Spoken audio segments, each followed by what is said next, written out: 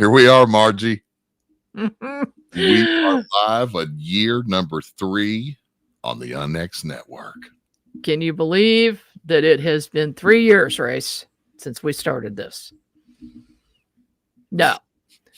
Time flies when you're having fun, they say, but It's wonderful to be here with you. This has been an amazing journey so far, and being Halloween and then that being our birthday anniversary, that's just super awesome. But we've had some chats here recently about, well, first of all, I want to welcome everybody that's showing up. Happy Halloween, everybody. yes, indeed. Get ahead of myself here. Halloween. Hope you had a good time with the kids and they're all nestled in their beds, and so we can have some spooky time. Yeah, they're all sneaking candy Yeah. in the bed, right? They're probably running around on the sugar highs right now. Yeah. Oh, goodness gracious. I tested my blood sugar early, about an hour before the show, and it was like 366. I had to take a shot of insulin quick, but that's another story. Okay. I've been drinking, lots of water, to help get it down, and eating some peanuts. But no more candy for Big Daddy tonight. I already told the grandkids. My granddaughter, she came here. She was a princess, and my grandson was a firefighter this year. So, oh my! I'll post some of those pictures on social media.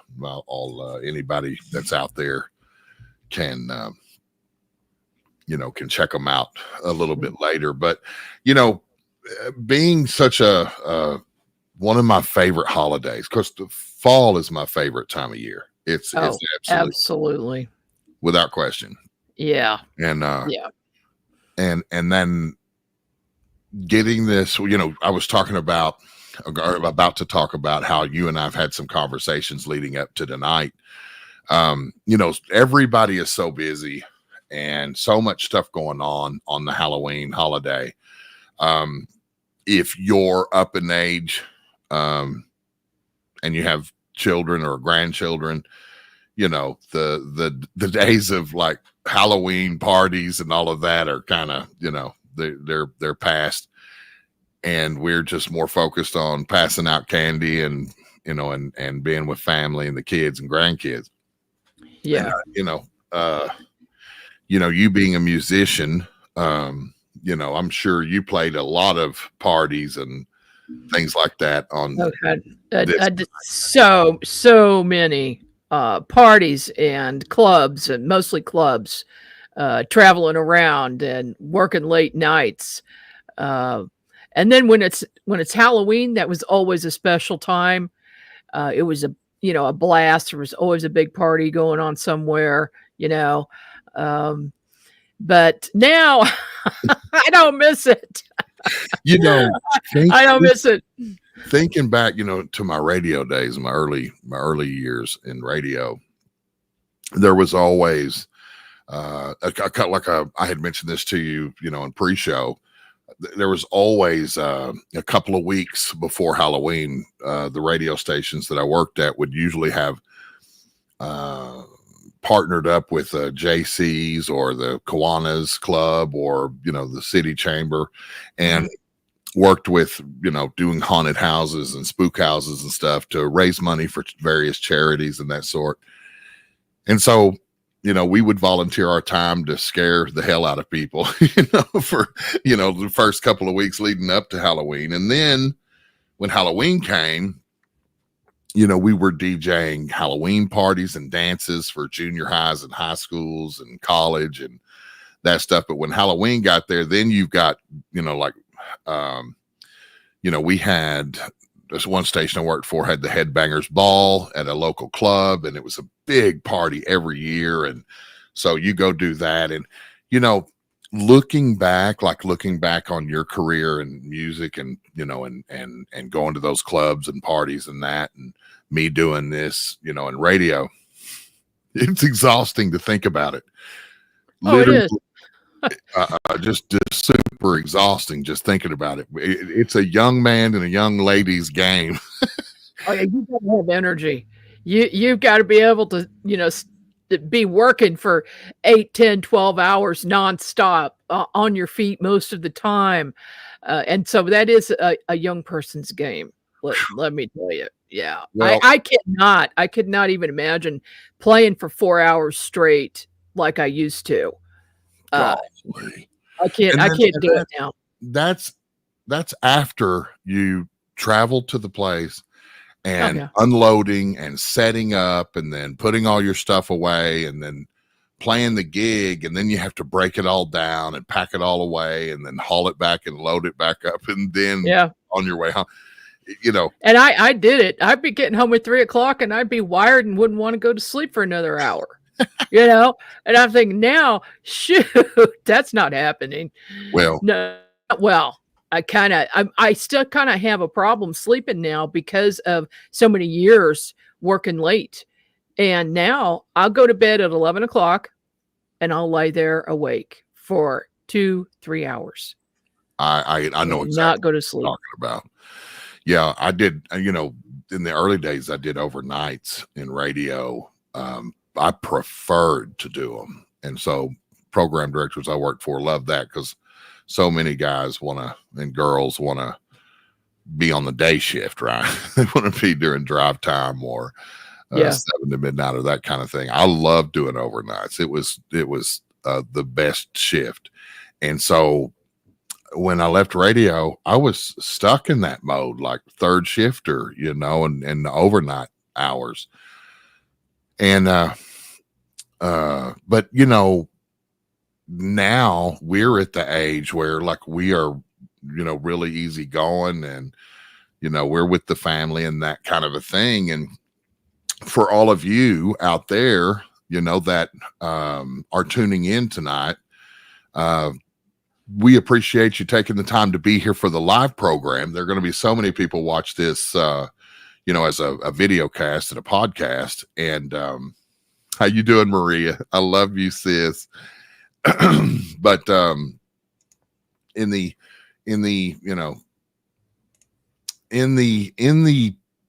crest of this night, such a wonderful holiday, I think. Mm-hmm. Everybody gets to express themselves in so many different ways, and it is such a rich tradition that we've really got to work hard to hang on to it, because traditions are kind of going away, right? So I love it when you proposed to me to get this station off the ground on October 31st. Yeah, I was so happy about that, but it was really it had to be that day. I had 30 days to do it. Well, we had planned the date about 3 months ahead, but just really getting down to the wire, getting everything ready was kind of crazy. It was when you told me that you wanted to launch on Halloween, it was like September 28th. Oh, really? Yeah. I did not remember that. So I only gave you 1 month. Oh gosh. There was like 32. Well, we had a lot to do. We had to line up shows. We had to get the graphics ready. We had to get intros ready. I mean, it was a little insane. It was something I had been thinking about for a long time, and it just happened that things worked out because, of course, you and I had worked together for some time before that on other projects. Yeah. And, and I just knew you were my guy. That was it. You got the radio voice, and your skill and talent in the industry is bar none. So, thanks for sticking with me, Race. I appreciate it. Well, Margie, I wouldn't have it any other way. I thought I was getting out of the game when I left my former business in the industry, and after 10 long years, I thought I was going to have a bit of a fallback and a little bit of a break, but no. Thank you, Walt. Thank you so much. and it didn't happen. You literally made me an offer I couldn't refuse, and then I went away. I thought about it. I came back. I accepted, and then I had 32, 33 days to put together a roster. And, we working together, we got like 18, I think 18 or 19 shows. Mm-hmm. But by the time we launched on this night, we had commitments from like 18 or 19 very, very talented folks. So we were able to get Unnext Network radio and broadcasting off the ground relatively quickly, and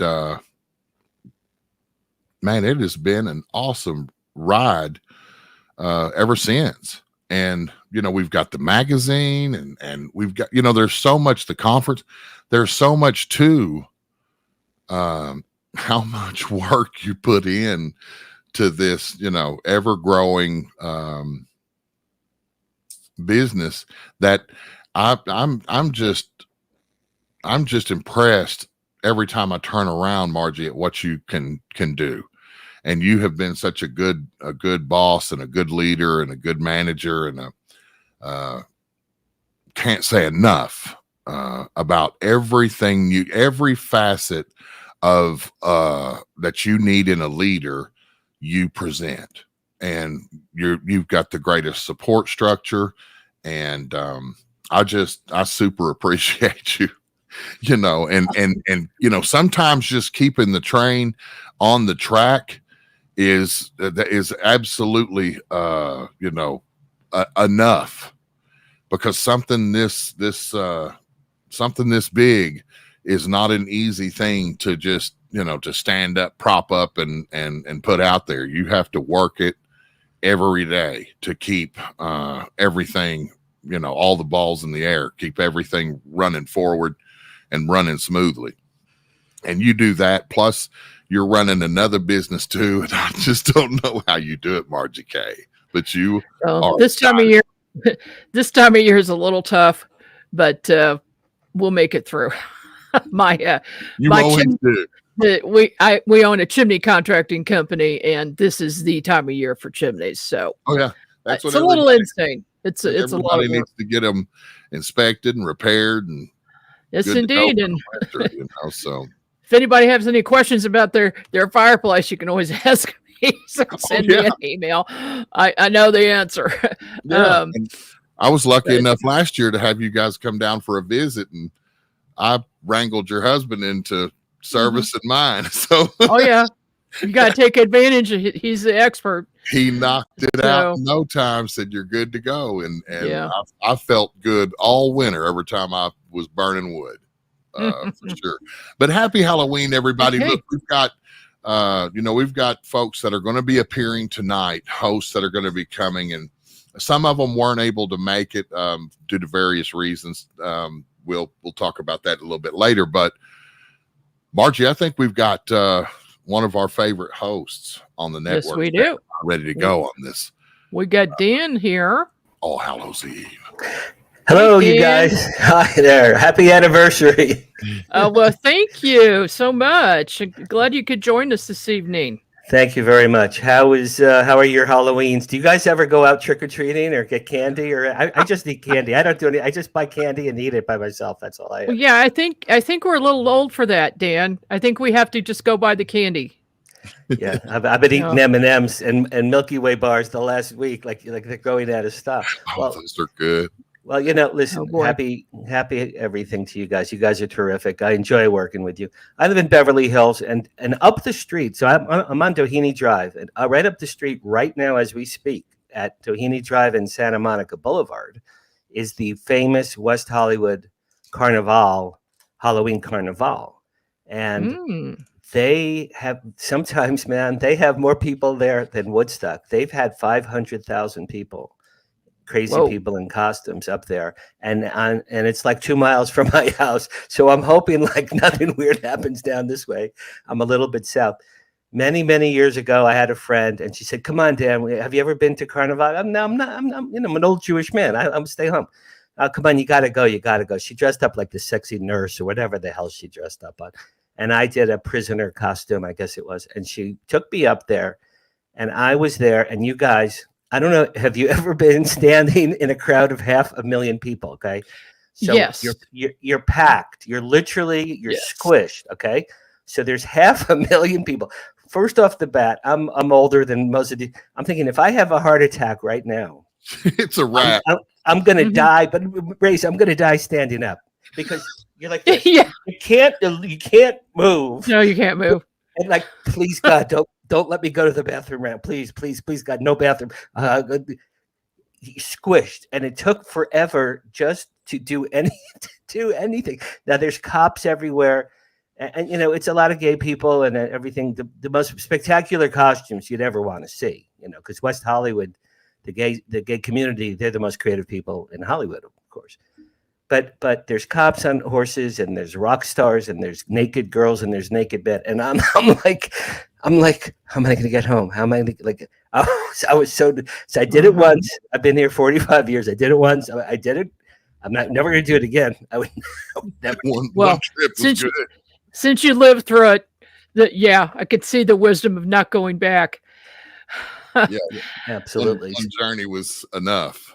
It was real. It was actually kind of. It was scary. I was so scared. Like, you know, I was laughing, but it was like I've never been in a group of that many people. I've been at a concert, like a festival, 100,000 people, and that was enough. I mean, but figure your festival is probably a large piece of land, right? Oh yeah. Okay. This is Santa Monica Boulevard. This is one street.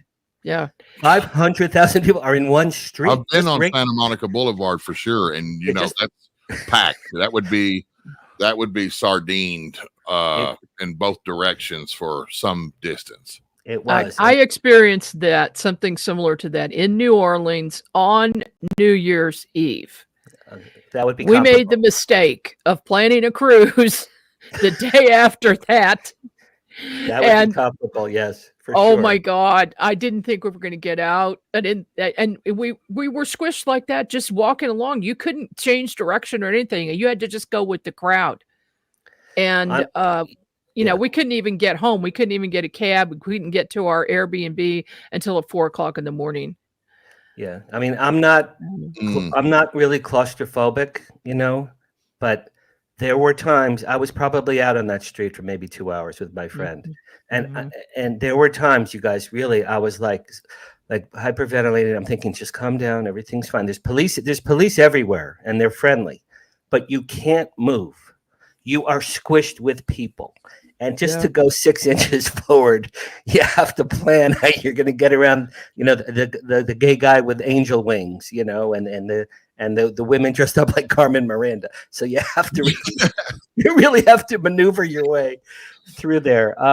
I have a ghost story for you guys, if you'd like to hear it. I was going to ask you if that was your spooky story, if you had something else. No, that's my Halloween story. That's my. You can tell I'm not a huge fan of. My daughter's out with her friends. She loves Halloween, but it's not really for me.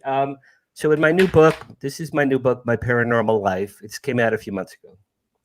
One of my chapters in here, you guys, is called My Grandfather the Poltergeist. Okay, so this is a really great story, and I swear to God, everything I'm about to tell you is true. Okay, Race knows me pretty well, man. I'm not a BS artist. I'm pretty straightforward. About 20 years ago, I met a woman, and we fell in love, and we decided to move in together. So we got a place. It's up the street from where I am now. It's in Beverly Hills. It's a block from where I am right now. It's on Doheny Drive, and we found this beautiful 100-year-old. Huge 3-bedroom apartment. It was gorgeous, and we got it. We did the lease together. Big mistake, of course. And she moved in first, and then I was years old. That was back in the beginning. It was a 1920s building. Yeah. Wow. And Race, the molding and the wood. I mean, the detail, the tile, the original tile in the bath, gorgeous. Now, I was making a lot of money at the time. This girlfriend was working for the Sopranos TV show, so I'm like, man, I hit the mother load, right? So like together we had money, the two of us together. Anyway, her name was Branna. So Branna moved into this apartment a few days before I did. So she's in this huge 3-bedroom old apartment. There are 3 moving men out on Doheny Drive, the street, at the truck. And she, my girlfriend, is now looking around the apartment, just getting acclimated to everything. And as she's walking, she hears, Joe. And she turned around and she hears, Joe. She heard it twice, like, Joe. So she calls me. I'm at work at my office. It was in Hollywood at the time. She goes, Dan, the craziest thing just happened. I said, what do you mean? I'm in the new apartment looking around, and someone called out, Joe. And I said, well, it has to be the moving men. Clearly, it's the moving men. She goes, Danny. She goes, they're out on the street. I can see them. They're on the street. There's no one here in this house with me. I'm alone. Okay, that's number 1. All right, there's a series. I wrote them down. Okay, then a few days later, I then moved in with her. So now we're living together. A couple nights after I'm there, we were watching American Idol. It's the only time I've ever seen that show in my life. I saw one time ever. It's the night I moved in with her in that apartment. We're watching American Idol. As we're watching it in the big living room, the dining room was next to us. And we hear like a plop and a thud. There's like a plop, thud in the dining room. So I'm like, what the hell's that? So I get up. I go into the dining room. For days, we had this large bag of kitchen supplies in the dining room, untouched, just a large paper sack filled with things. At the top of it was a kitchen sink dish rack, you know, the thing with the slots.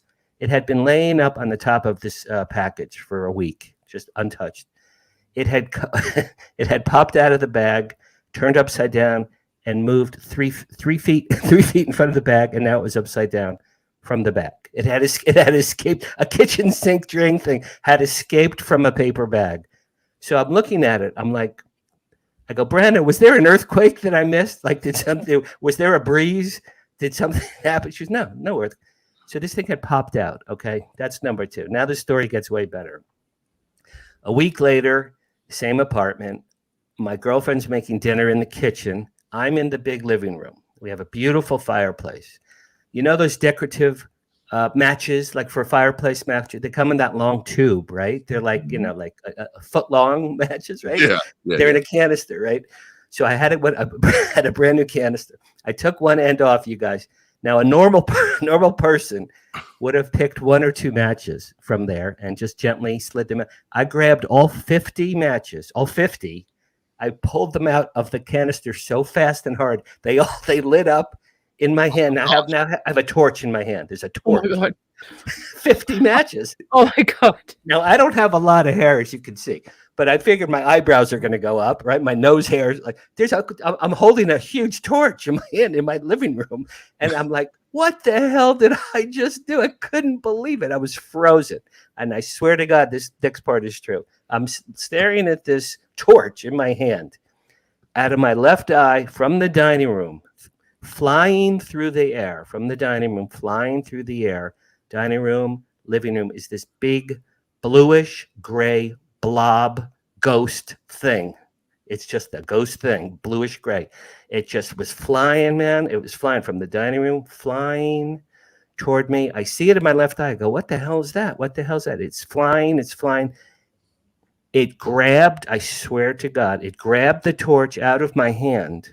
It pulled it out of my hand, and it threw this torch into the fireplace. What? I swear on my daughter. And now I'm looking at the fire. I'm like, what the hell just happened? My heart's beating, right? I didn't throw, because I was so shocked by Where was your girlfriend? She was in the kitchen making dinner, two rooms away. I was so shocked by this torch, my stupidity. I was so shocked. I was frozen. So, and you guys, I felt it. It pulled this. It took it from my hand. It pulled it out, and then it threw it into the fireplace. And then this ghost like flew through the living room wall. It just went into the wall.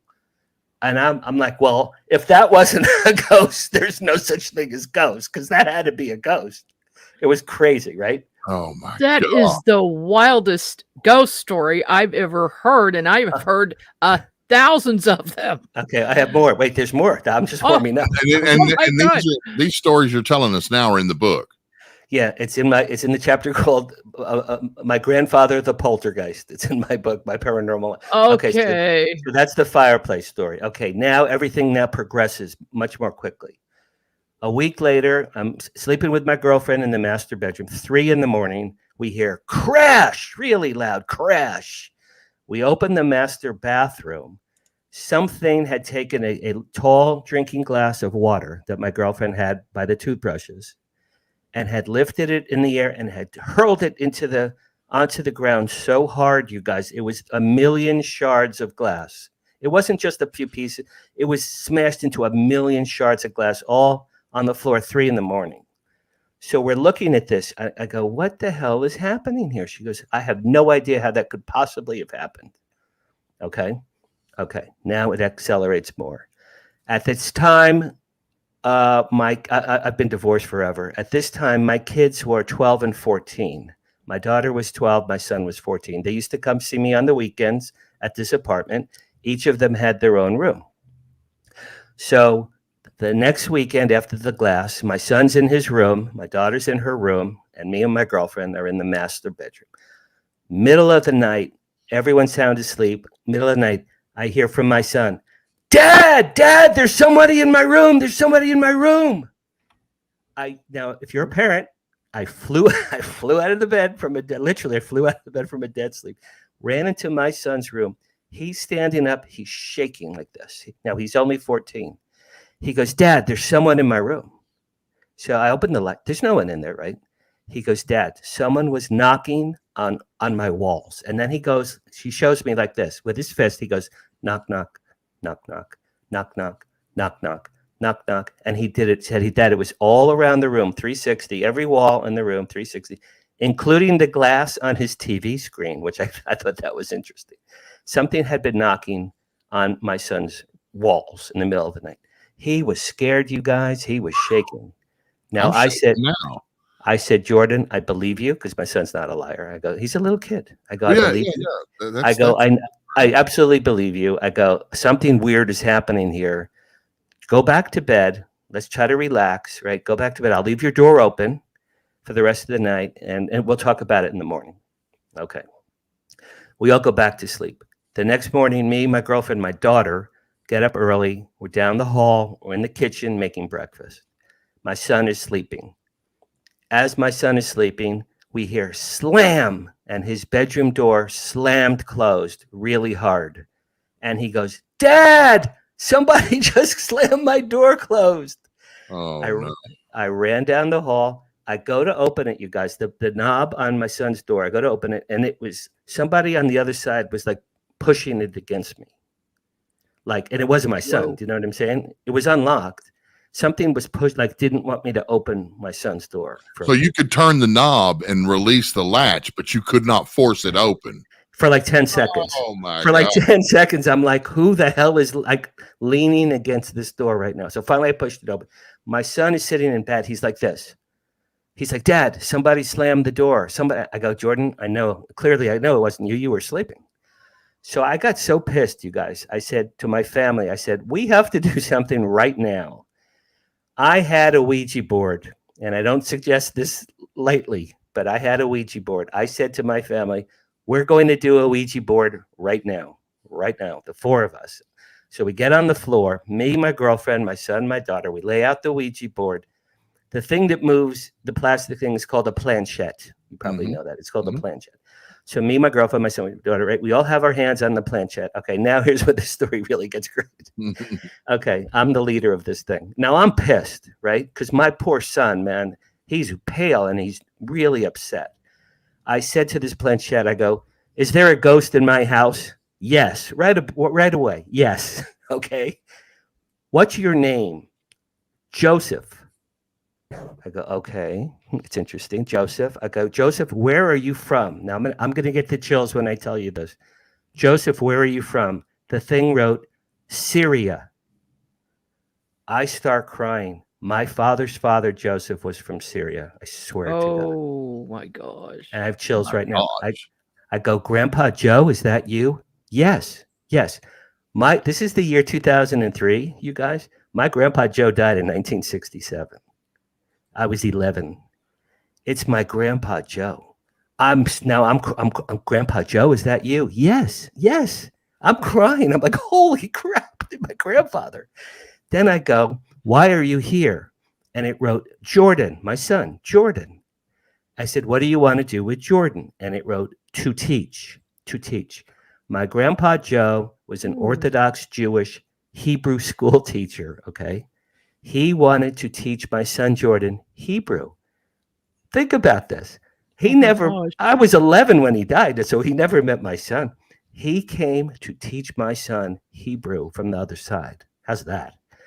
Then I said, Grandpa Joe, how long have you been here? And then he wrote, you guys, in Hebrew. He wrote a phrase in Hebrew I had translated. The phrase was, I am a stranger here. Okay, so now I'm crying. My kids are crying. My girlfriend's very upset. They're all saying, Dad, we got to get this ghost out of our house. So then I said, Grandpa Joe, I love you. I miss you, because I was very close with him. Okay, I love this guy. I said, you need to leave. You're scaring my family. You're scaring me. I hate to do this. I said, please, with love and respect, I need you to please leave my house. And then it wrote yes. Okay, it went yes. And then that was it. And I lived in that house for another year, you guys. Nothing ever happened ever again. That was it. Wow. Now, if that wasn't my grandfather, it was pretty good, right? It was pretty good. He wrote in Hebrew. Yeah. His name was Joseph. Yeah. And he was from Syria. Now, remember at the beginning, my girlfriend heard Joe. Right? Yes. Well, right. Joe and Joseph. Uh-huh. So now the question is, and I know we have to wrap, when my girlfriend moved in and heard Joe, either my grandfather was announcing himself, I'm here, I'm Joe, or another ghost was in my house saying, Joe, is that you? Welcome to the ghost club. So Joe and Joseph, it was all the same ghost, right? It was the same. Is that crazy? That is wild. It's the most wholesome Ouija board story I've ever heard. That is great. Oh, and then my daughter said, Dad, you got to throw. My daughter literally walked me to the trash in the back alley and she said, Dad, you're throwing that Ouija board away. She made me. She goes, I'll never speak to you again unless you throw it away. I had to throw the Ouija board away. Dan, that, I'm trying to remember and I was doing this while you were talking too. Trying to remember the show Paranormal Ghost Stories or something. And, they had all these people from Hollywood telling these stories. Yeah. And there are some quite old buildings that a lot of this energy still exists in these buildings. And, you're the man here at the Unnext Network that brings Hollywood to the paranormal and to all of us out here. And so, Dan, look, thank you so much. Thank you for being here. Thank you for telling us your stories. Thanks, for putting them, down in a book that we can go get. Show us the book again real quick. I hope everybody goes out and gets. My mother goes, how are your book sales? My mother's 90. How are your book sales? Please, I always do my 90. My mother's sharper than the three of us combined. My Paranormal Life's on Amazon.com, of course. Okay, fantastic. Thank you so much, Dan. Dan, where was that? My Paranormal Life. The subtitle is Supernatural Stories from a Hollywood Insider. These are all true stories. Ghosts, voices I've heard. You guys, I fell off a sign when I was 5 and a gargoyle saved my life. That's you guys. You don't even know me. You guys don't even know me. I have stories you haven't heard yet before. Amazon, I can't wait to dig off into them. I want to get me a signed autograph copy. So. Oh, I'll send you one. I have your address. Right? I'll send you one. You do. Well, I need one too. Okay. All right. I'll send you. All right. Now I have to send. All right. I mean, like there's something touching me on the back of my neck. I got my little back scratching over here. I'm like, what the world? Oh, if you hear, is that you, Joe? Then you'll know. Yeah, anyone who hears Joe, it's just know it's Joseph Harary from Syria. Yeah, you're Dan's grandfather. Joe. Yeah, Grandpa Joe. Okay. Dan, look, thanks so much for being with us, man. Thursday nights at 8 Central. And, it's a pleasure to have you. You're a super cool dude. I'm so glad that I've got to know you. And I'm lucky to get to work with you every week. And we love you to death, brother. So That's very Thank sweet. you for taking the time to come hang out with us on Halloween. Happy Halloween. Happy anniversary. Margie, thank you for the opportunity. Race, you're my brother, and I love you. I'll see you guys later. Okay. Thanks, Dan. Bye-bye. All right. Super awesome. Super Oh, gosh. awesome. I don't think anyone can top that, but we'll see. We'll see. Maybe they can. We've got Violet here now. Violet, of course, is my executive assistant, and she is our blog writer. She does so much for us. I keep her so busy. Welcome to the program, Violet. Happy Halloween, guys. Well, happy Halloween, Violet. I wish we could see you. I know it's just too dark in this house. Well, we'll be happy to listen to your voice. So how has your Halloween evening gone so far this evening? It's some mellow. Our grandson came up in his Spidey costume, and he's been wearing it for probably about 3 weeks now. I came up with his bucket. I put some candy in it, and I said, what are you going to wear tomorrow? And he said, I don't know, Grandma. I said, well, tomorrow is not Halloween anymore, so we're all done with costumes. I said, you can't be Spidey anymore. And he says, well, I do have a Maui costume. So I suggested blue jeans and flannel, but he's thinking he's just going to go to a different costume since Halloween's over. Oh my gosh. Oh my gosh. He's so cute. He's 3 years old. Yeah. Smart as a tack. Kind of scary smart, actually. Yeah, scary smart. Yeah. But what is your scary story you're going to tell us tonight? Something true that happened to you. Yeah. Okay. So, we talked about this earlier today, and there was one story that I promised I would share. And then I actually have 2 others. One's really short. I'm going to start with the short one because you're a little bit connected to it. We have our friend here at the house, Bob. Oh, yes. And yeah, Bob. So Bob is nefarious, and he's just kind of happy. You got to remote view him, and I think what happened is we find a lot of artifacts on our property, and we've brought some to the house, and there's been a few that I just kind of had that feeling I shouldn't have, and I should have returned them back to the creek area where I found them.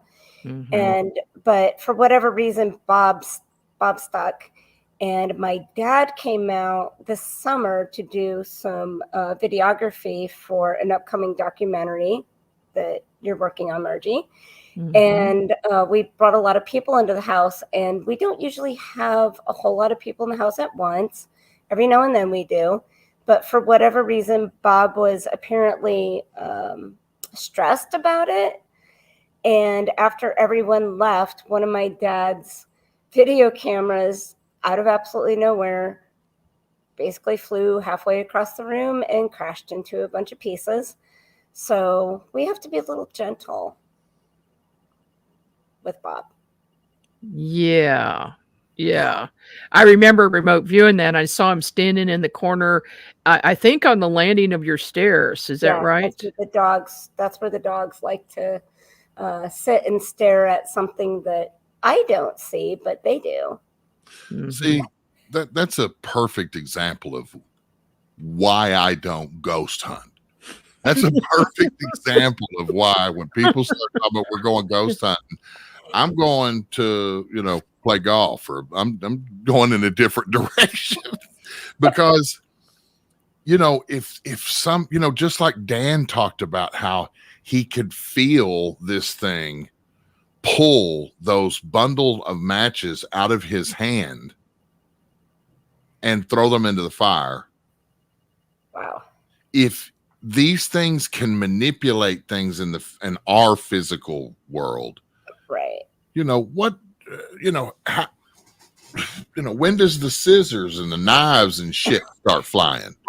And if I can't throw a knife back at them and do any good, I'm not messing around. That's why I go. Yeah. Violet, you know what I mean? When they can start messing with stuff like that, that's when I start having palpitations and I start getting sweaty and chicken skin and start heading out. Yeah. Yeah, that's the one thing I know I'll never ask Grace to do is to go on a ghost hunt with me. Waste of breath. Waste of time. Well, one of these days when you come to visit us, Race, we'll just keep everything nice and chill, and we won't have any issues. We'll be just fine, I think. I mean, you could probably lure me into something without me knowing it because I'm so, like not with it sometimes. Just walk into a place and then all of a sudden, stuff starts flying. But, it's just not the UFO stuff has been enough to keep me in my hobby and my interest well sustained. But it has introduced me to so many, like you and Margie, so many people that have these abilities, and that and I'm super thankful. Michelle Roos here on the network, like I produce her show every week, and I mean, I literally sit here and I get my arms look like I just had feathers plucked off of me. I just can't imagine being in the pitch dark with this stuff going on. Like it's beyond me how someone can consciously wander into these places. And I don't care if you've got an EM detector or a 357, you know what I mean? Like if I can't put a shotgun shell through it, I don't want to tangle with it. Well, I'll keep that in mind if you ever come visit. Yeah. Okay. All right. So my main story is I have two bigger stories. The first one is what my mom actually told me recently. And what really surprised me about it was that she only told me because of my work with the Onyx Network. I think she didn't realize that it was something I would find value in. And so that's why she never shared it. But working with Onyx kind of gave her license to feel like it was okay to share this story. And it happened almost 30 years ago. That's a good thing, Violet. Yeah, it's a good thing. And so almost 30 years ago, she was taking a train trip. She was actually coming to visit me. I was living 4 states away from her at the time. And on her train trip, she made a friend. And this friend that she met had shared with her that her mother had died recently and she was grieving. She was really struggling with the grief. And my mom all of us had been through something that caused grief as well. And so they bonded on that particular subject. They played cards. They shared stories all evening. And it got late. Mom went to bed in her car. And she said she woke up in the middle of the night and there was this elderly woman in her car right at her bed touching her. And she said, I just want to thank you so much for being such a good friend. She needed you. She really needed that good friend tonight. And my mom said that she felt very awake, but she was trying to convince herself that it was a dream. It was just a dream. And so she went back to sleep. And in the morning, she went and found her friend and asked if she could see a picture of her mother. And when her friend shared the picture, it was the woman that had visited her in the middle of the night. So, Yeah. It happens. That stuff happens. It seems that spirits of people who have crossed over that are family members are there all the time. They're like guardians for the families. I'm finding this a lot because I do a lot of readings for people, and I will see that their grandparents or great-grandparents, even if they've never met these people, they are guardians of the family. And when there's something coming up, they try to warn them. They'll tell you, don't go a certain way when you're driving, or just warn you about certain things. And I know, Violet, you've had a couple of things happen lately you told me about where you just had a sudden feeling that you should knock something over. And it turned out that if you had, it would have, prevented a worse accident. So I think that's our relatives that are watching out for us. But what is your other story? Yeah. Okay. So the other story, I was putting together an event at a historic home that I had researched. I did all the research on the property. And we had this event we were putting together where we had live music, and all throughout the house, every single room had like a little plaque with some historical information about the house, just to make it fun, and platters of food. So I got to the house early. I'm in the kitchen. I'm getting all the groceries out and all the food out, getting it set up. And I was alone. And I was a little frustrated because my helpers were supposed to be there and they weren't there yet. And yeah, so I'm the person that on time means 10 minutes early usually. So like, where are you people? I'm putting all this together. I'm stressing out a little bit.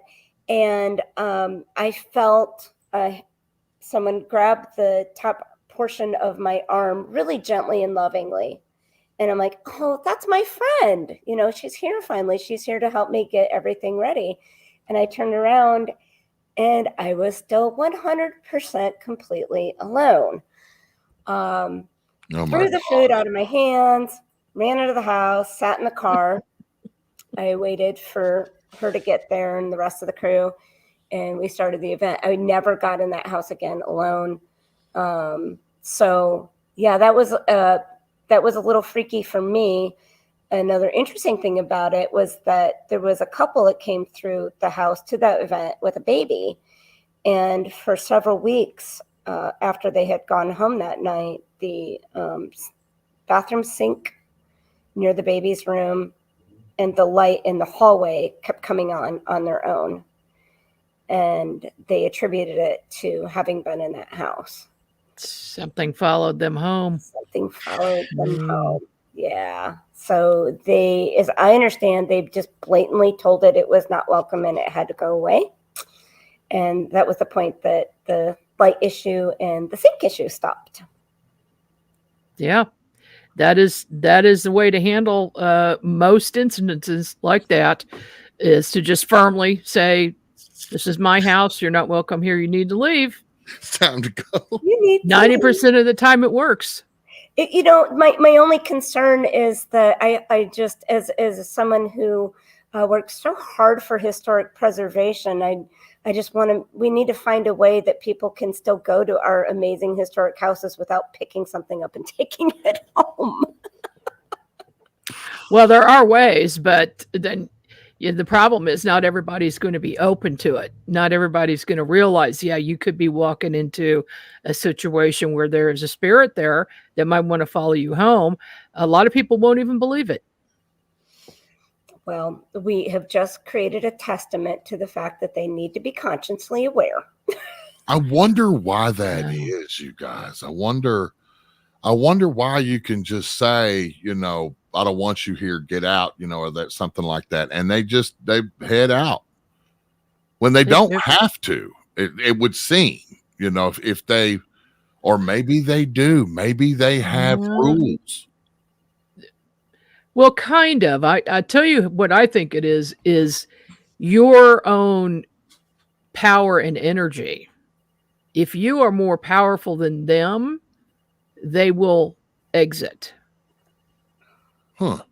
So it's a matter of mindset, really, in my opinion. I believe that probably is it. Mm-hmm. I mean, that it seems logical, because I believe that, the more that I have sat back here in the studio engineering and producing for 15 years straight in this alternative field of, all these world mysteries,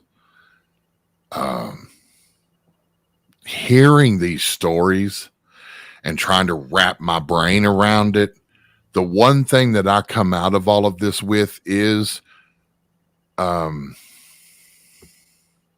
from the double split experiment, the double slit experiment, all the way to, quantum physics and spooky action at a distance. Everything, I believe, is wave based, wave energy, wave platformed. And certainly I think the human beings are sort of like these creatures that sort of, kind of walk through the world, this dimension that we're in. And we're sort of like tuning forks, and some of us tune into things that others never get to and never do. And then some of us have sort of a higher frequency. Margie, I've told that story so many times of this very room that I'm in right now. You walking from over here through the door over here in the studio, right over here. And you walked around behind me and there's a chair just still sitting right back here behind me. I don't know if you can see it, but it's right here. Mm-hmm. You got that chair and you slid it right over here or picked it up and set it over here. But I was sitting here doing something and I didn't have a screen like I do now that has us on it and I can see behind me. I just was tasking something right here on the counter, on the mixer here. And I had a ringing that started in this ear. It was just like, it got louder and louder, and it passed right through my head, and faded out over here, and then just kind of stopped there. And I was like, what in the world, you know what I mean, was that? It was so loud in the middle, and it faded in and faded out, faded in, faded out. And it was you. Your signal, your vibration, your energy is exactly why you're all time fouling out phones and computers and laptops. And it's almost like I don't want you even coming around the table. Stay over there at your table. Yeah. I know. Come over there. I'm trying to DJ the Halloween party, and then Margie comes over and sits down, and all of a sudden I can't put another song on. I break stuff all the time.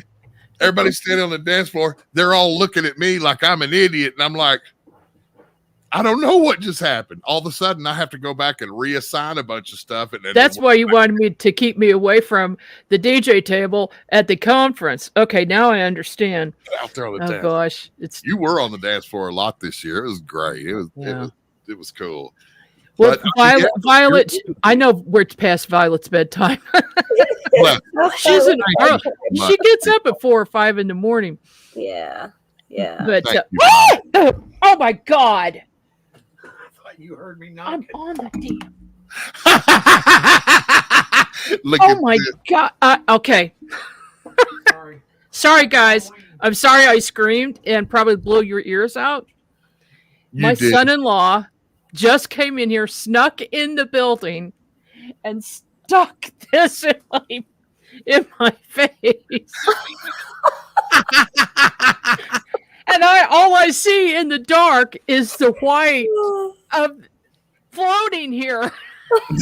Look, ladies and gentlemen, he is so going to die. This is why we do live. This is why we do live. Podcasting is great. Don't get me wrong. I love podcasters and I love it. But this is why I have been a proponent of live radio all my life. Like there's you can't mistake it. This is how it works. That was real. That was real. He didn't scare just you. He scared the shit right out of me too. Oh, good. Okay. Like, I'm glad I wasn't the only one. You screamed and I jumped, and I bet Violet probably did too, but we just and I totally lost my sleepy train of thought after that moment. Yes. She woke right up. Oh my gosh.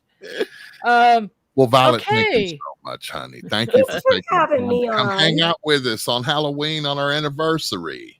Yes, and thank you for everything you do, and it is such an honor to be a part of the Onyx Network. Thank you for everything you do, sister.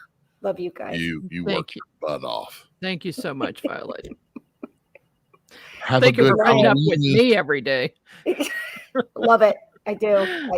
All right. Good night, honey. All right. Good night, guys. Good night. Oh my gosh. Margie, that just scared the shit right out of me. Oh, I wasn't expecting it. And he said, I thought you heard me knock. No, I didn't hear him knock. And he didn't know I was on the air either. I heard you say. So he just thinks I'm working. Live on the show or whatever. And the poor guy, I thought you heard me come.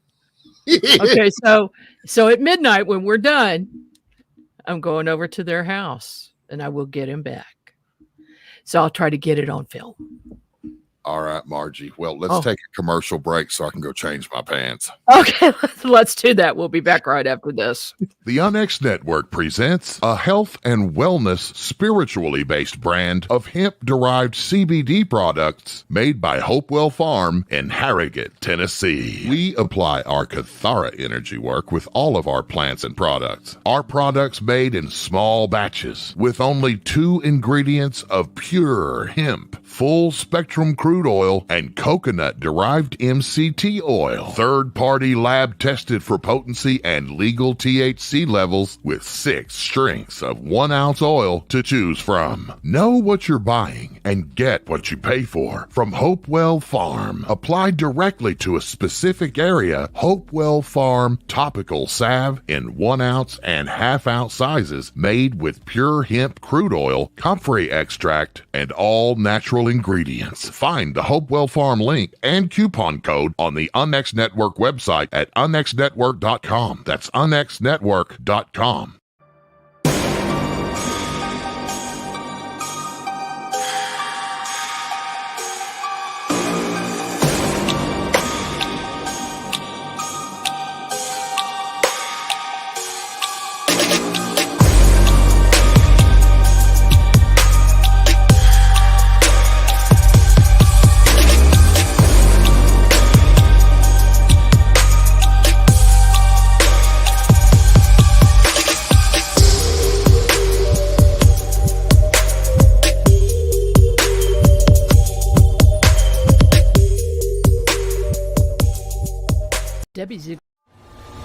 Debbie Ziegelmeyer is an experienced dive trainer, and UFO investigator who has researched sites around the world that have water-related UFO activity. We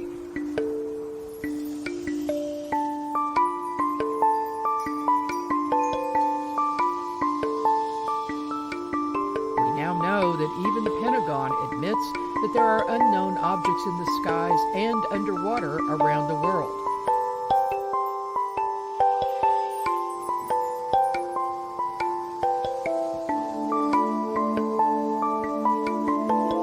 Debbie compiled an amazing book to catalog many of these sightings. The Alien Colonization of Earth's Waterways, a reference guide to UFO, USO, water-related activity, has received rave reviews by UFO researchers and the public. The book is available at Amazon.com.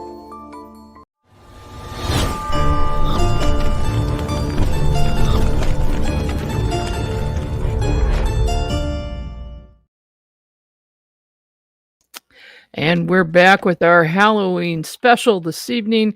This is the 3rd anniversary of the Onyx Network. We started this on October 31st, 2021, and COVID was still hanging around at that point. But we decided to go forward with this crazy venture. And so tonight we're talking with several of our show hosts and our staff, and they're sharing their spooky stories with us. And up next we have Jamie Vos Love. Welcome, Jamie. Hello. Thank you. Thank you for having me. Well, sure thing. How are you this evening on this Halloween night? I'm doing great. The veil is always sort of thin in my world. So today's an extra special day. Just makes it a little bit more. So. Yeah, absolutely. Yeah, the veil is thin right now. And we are going to be talking about that this evening for sure. But do you have a special story you'd like to share with us? I sure do. So this one was pretty recent, and this is sort of my unexplained story, if you will.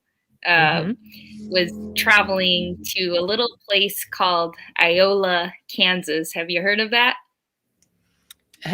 Yeah, I think I have, but I don't know where it is. Yes. Well, I'm not quite sure I know how to explain it either, where it is, but it's somewhere out there in the middle of nowhere, so to speak. And I was staying in an Airbnb in a building, an old building that was built in the late 1800s, early 1900s. And I, immediately sensed kind of a presence, quite a bit of activity. There was some light phenomenon happening. And I heard a man's voice say, "Wake up at 6 a.m." And I was like, what is this bossy ghost, that's hanging out? And it wasn't an energy that I knew who it was. And so I just kind of was like in my mind thinking, no, I'm not waking up at 6 a.m. tomorrow. Like, who is this ghost telling me what's up? And I eventually fell asleep. And in the morning, I felt a hand on my shoulder, and it woke me up. Or actually, I felt a hand on my shoulder, and then I heard "wake up," and it sort of jolted me out of bed. And then the alarm in the place just started going off, and I look over, and it says 6 a.m. on the alarm clock. Oh my. Oh, that is weird. That is kind of spooky.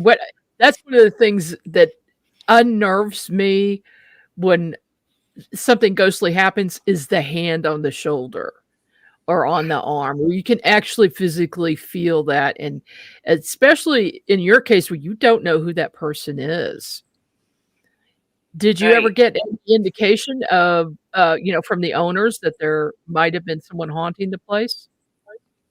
No, I didn't, but I sort of asked around town, and they said that they've heard that before. I don't know if it was in that specific building, but just in the town circle there, or town square, actually. And there's several old buildings, and it's actually an interesting fact about the town. It's the largest town square in the United States, apparently. And so there's a lot of history there. Yep. Margie, it's just about I want to say maybe an hour southeast of you, right across the border. Okay. Well, so not too far from Atchison. It's east of Wichita, like. It's east of Wichita. Southeast of Wichita. Yeah, a little bit. Well, that's going to be 4 or 5 hours from me. I'm in Kansas City, so it's way north of there. Yeah, but, I probably would. I wouldn't say that far, because it's 5 hours from here, and it's north of me. So it's probably maybe an hour. It's not too far from me. Well, Jamie, when you left that place, did you get any feeling that anything followed you home? I did my protocol of clearing and Palo Santoing. I try to, not take them home with me when I could help it. If I visit a cemetery, that can definitely happen. So. Yeah, absolutely. I was raised there was a cemetery right down the street from me as a kid, and that's where we had all our fun. I probably got a whole legion attached to me for my whole life, because I don't know nothing about how to keep them from latching on to you. Just go into the cemetery. Yeah, just play and frolic and everything else. Like, it's just it was a wonderful childhood. Trust me. Wow. Well, speaking of childhood, being a medium, it's used to kind of having these experiences, but there was, we used to play with the Ouija board. I don't know if you guys did that. Back in the day. We had one. Mm-hmm. Yeah. So that was always fun. I always felt like it was phony. I always felt like my brothers and sisters were making it move to scare me because I was the baby of 5 kids. I was always that's probably why, Margie, I don't want to mess with it. I was terrified as a kid. They were constantly scaring me to death. Oh, yeah. Yeah. Your brothers and sisters would be scaring you. Okay. Got it. Yeah. Got it. So that explains it. He doesn't like to be scared. We were crafty kids on Halloween, y'all. Like, we only had maybe 6 or 7 costumes, and those were hand-me-down like costumes from years past. And when we would go to a house, like there was a couple of houses in our neighborhood where like a butler would come to the door with a big silver tray that had full-size candy bars on it, right? And so those houses, we would go to the door, we'd get a candy bar, and then we'd go around the corner, and we would all just switch masks. And like they would. Oh my gosh! You know what I mean? Kids, I have conscious memories of us actually thinking we were outsmarting these people when we were little. Our parents are out at the street laughing, probably hysterically, watching kids from 5 years old to like 10 years old, 11, 12 years old do this. And, we had a cemetery right at the end of the street, and that was just like a fixture for us. Like, it was always real spooky. And, when you start to get to that age where, your teen years, it really got fun because it's always great when girls get spooked. You know what I mean? They run to you and grab you and hold on to you. And it's like, yeah, let's do this some more. This was the greatest time of year. But I also, Jamie, you brought that up. Like, I often wondered, like hearing in these stories when I produce, about, people hunt these cemeteries. They ghost hunt there a lot. Like, is it really like a place that bears fruit for these people who are researching and looking into this stuff? Definitely. Man, yeah, I know. No, go ahead. Go ahead. Oh, I was just going to say, I there was a time like where I thought, friends were playing the jokes on the on the Ouija board, and I remember this one time though, this guy who was actually a musician who had passed away, and we were at the edge of the basement stairs calling his energy, and all of a sudden a keyboard went ding. Oh my Nobody was anywhere near it. And from there, I think I stayed away from cemeteries and everything for a little bit because, I had to go through that period. I don't blame you. Speaking of cemeteries, Jamie, have you been to Stull, Kansas, to the Stull Cemetery? I haven't yet, but it's on the list. Is that a good place? Whoa, it is supposed to be the gateway to hell. And let's go there. Now I know Race will not be going. I did stop by there on my way home one time from a conference. I was driving through Kansas, and I was just a little bit out of the way, so I went there.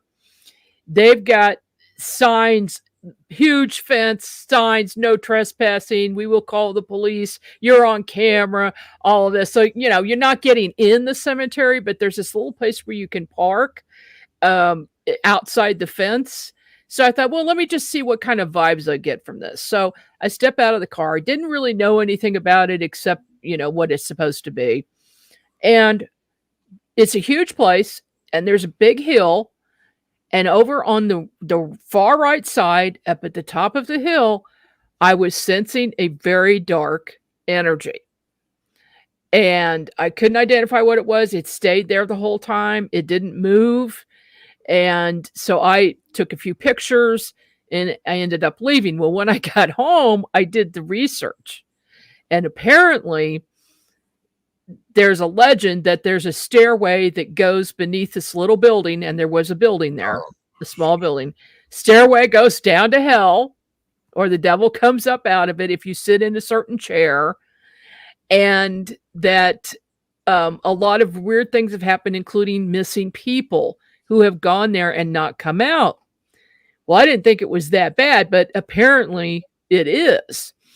So I have remote viewed it a couple of times since then, and I get a really, really creepy feeling. I don't know exactly what it is, but it's something very negative. So something negative has happened there. Maybe somebody was murdered there or something, just kind of craziness, but Stoll is very serious about not letting people in that cemetery.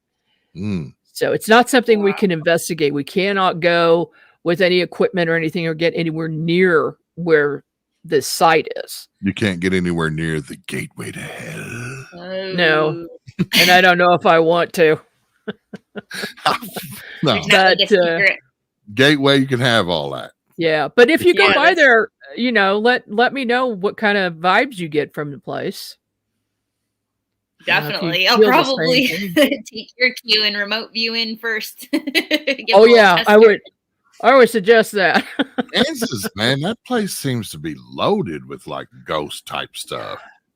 Kansas is, we were talking about Robin, my wife. She was born in Atchison, and I know from working with a guy, Donald Allen Kirch, years and years ago. He had all these recordings from, what was that house, Margie, you said? Sally House. The Sally House. Yeah. Exactly. And, it was enough to make me tune out. Like, I can't. I just can't. As much as I like speaking, but like I've had homes that I've had to live in that had ghosts in them, and I like two of them, but nothing really bad. Anything, my poor dogs, they drove them nuts, but I just can't willingly suit up and go after them. Got to find them to go. I just can't. I'm I think chicken. People do ghost hunting and investigations, paranormal investigations, because we're all looking for answers. We're all looking to see what it's like on the other side after you cross over, and if there really is life after death.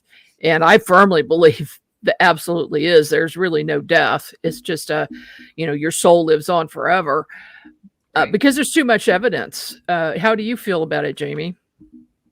Oh yeah. I mean, just in the line of work and the experiences I've had, it kind of feels like, I don't know if you guys have seen the movie, The Never Ending Story. Oh yeah. But just not so much the movie itself, but just the title of it, it's never ending. We go on and on. Yeah. Well, I tell you, hats off to you, because just hearing that story a minute ago when we had Danny on, and then Violet. I mean, I swear I keep this stick close. I felt something on the back of the neck, and I was like, like I can't. I just thought of that, and I had a cold chill.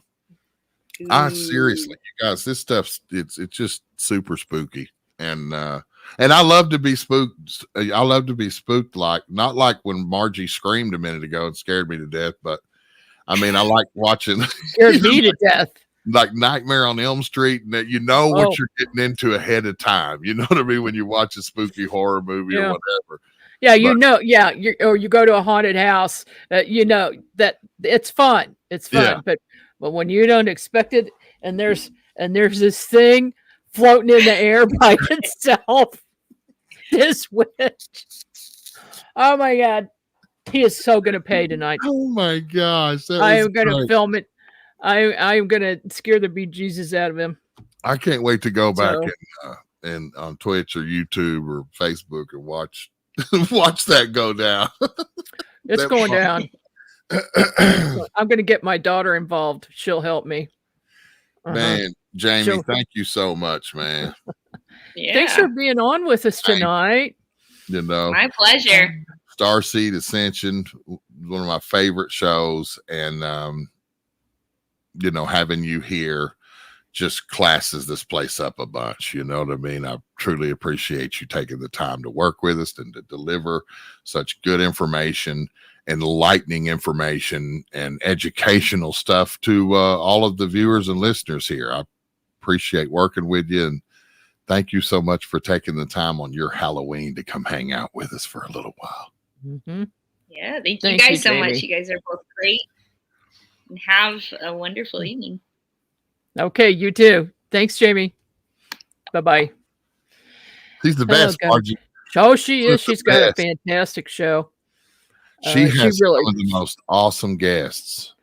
Yes, and she's had extremely awesome experiences herself. So she delves into UFOs, ET contact, paranormal, all of that. And she's very well versed in it. So yeah, it's great to have her on the show with us. Speaking of, we've got a few minutes. Race, do you want to tell one of your haunted house stories in the house you lived in? One of the houses you lived in? Oh, yeah. Well, I've told the story before, but some of you may have heard it. Probably most of you hadn't. But I'll tell this story because to me, this is the most spooky. The one where when I met Robin, we got our first house together. She was actually my neighbor in a duplex. She moved in right next door, right? That's how I met her. But then when we got together, we went and got our first house, like rented our first house together. And this house was right on a corner lot, really just a nice little 3-bedroom, 2-bath house on the corner lot. Had a little, like a little small gas station, grocery store, kind of a little neighborhood place right across the street. Had a Montessori school right across the street, and a little quiet neighborhood. Now, the main part of this house, the main structure of this house, had an old rock, like an old flagstone foundation around it. And it originally was a living room, a bedroom, a bath, and a kitchen, and just a little small dining area right off the kitchen. And they added on to the whole end of the house a big, huge master bedroom. It was the whole width of the house, and like 22 foot in length longer. So it was the master bedroom. It was big enough to put a full sectional in and a full king size, California king size bed, a 55-gallon fish tank, and dresser and chest of drawers and nightstands and everything, and had plenty of room. Like it was its own little apartment, really. Master bath, walk-in closet. I was sitting in the very far corner end of the sectional, and it's like the sectional goes like this, right? On this wall and this wall. And the door is right here, like right here where the camera is. And the other side is the living room. And then there's this big archway that goes into the dining room and kitchen. So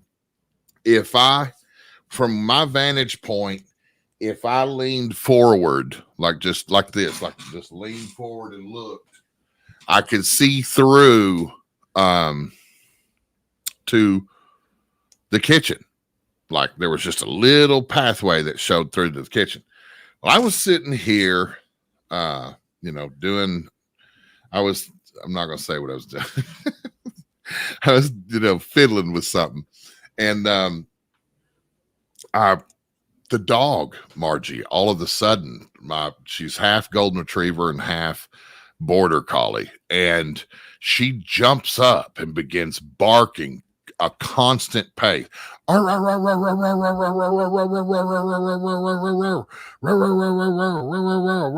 constant hair standing straight up all the way down the length of her back. And I was like, Cheyenne. And she's looking through, you know, that direction through the dining room, the living room, the dining room, and the kitchen, and barking. And I thought someone had come through from the back of the house through the laundry room and pantry that was right on the other side of the kitchen. And so I reached down and grabbed my pistol and I jacked a shell into it. And I kind of got up and I was leaning, you know, going around, you know, the threshold of that doorway, just lightly. She's barking. She hasn't let up. And I get around the doorway and I don't see anybody. So I step through out of the bedroom into the living room. There's nobody in the living room. I go through that big archway into the dining room. There's no one in the dining room. I go around the refrigerator and there's nobody in the kitchen. And then there's another doorway right over here that led out to the laundry room. And that was where the back door was. Now, the back door had 2 deadbolts on it, a doorknob, and a chain. And it was that way when we got the house. And I cleared the laundry room, and that chain was on that door.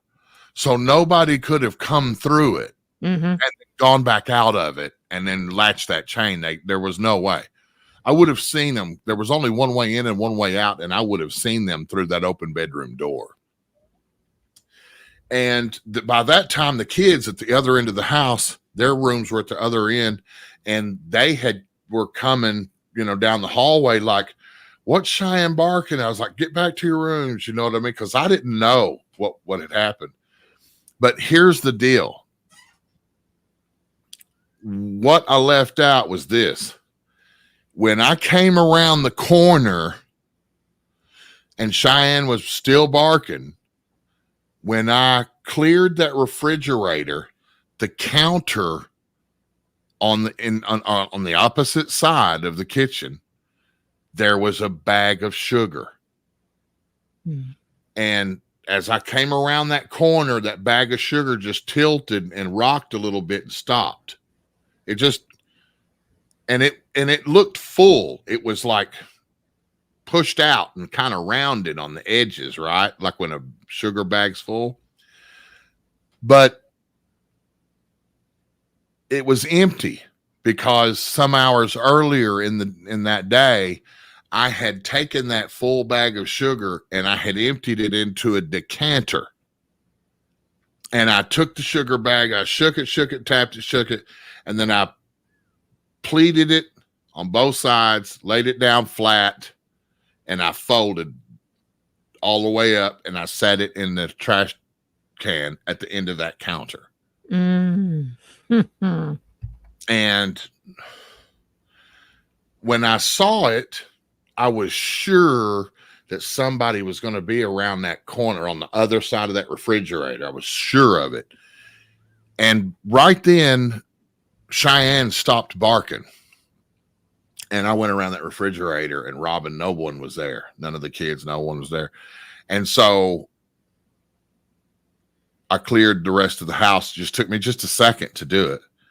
But as I was coming out of the laundry room, I did not want to look in that trash. I did not want to look down there for some reason, but I did. And that sugar bag was gone because it was right on the top. Like the bag, the trash trash can itself was stainless steel, had a little round top on it, and like it was probably 3/4 full. So when I set that in there, you could see it clearly in the trash. And somehow, and I can't explain to you how, somehow that bag got taken out of that trash and it got inflated, for lack of a better term or word. It was like someone put their mouth over it and just blew it back up full, like it was full of sugar, and set it on that counter. And I saw it moving, Margie. I saw it tilt and rock and stop. And for the life of me, I cannot. I mean, I went over there. I leaned over. I looked. That thing was bone dry. I folded it back up, threw it back in the trash. And I cannot explain to you how that happened. I mean, that is bizarre. It messed me up for a while. You know what I mean? Because I just, I mean, I especially when you're talking about, it looks like it's a full bag all puffed out. And if tilting back and forth, if it didn't have anything in it, it would be too light to do that. Right. That's crazy. It didn't make not one bit of sense. It was the rational thought was not working. It just, I stood there and looked at everything. I stood there. I thought, I sat at the kitchen table.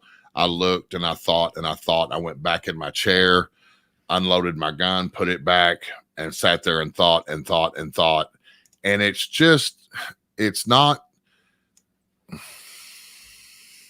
That's why men have such a problem, I think, with the alien thing, the UFO thing, and ghosts and such, because inherently we're supposed to be the protectors of the family. We're supposed to have this shell of protection that we can sustain for our wife and our children and our home and, you know, our animals and everything else, our possessions and everything else. And when something comes before us that is beyond our capability to understand or rationalize, it is absolutely perplexing for us to some degree.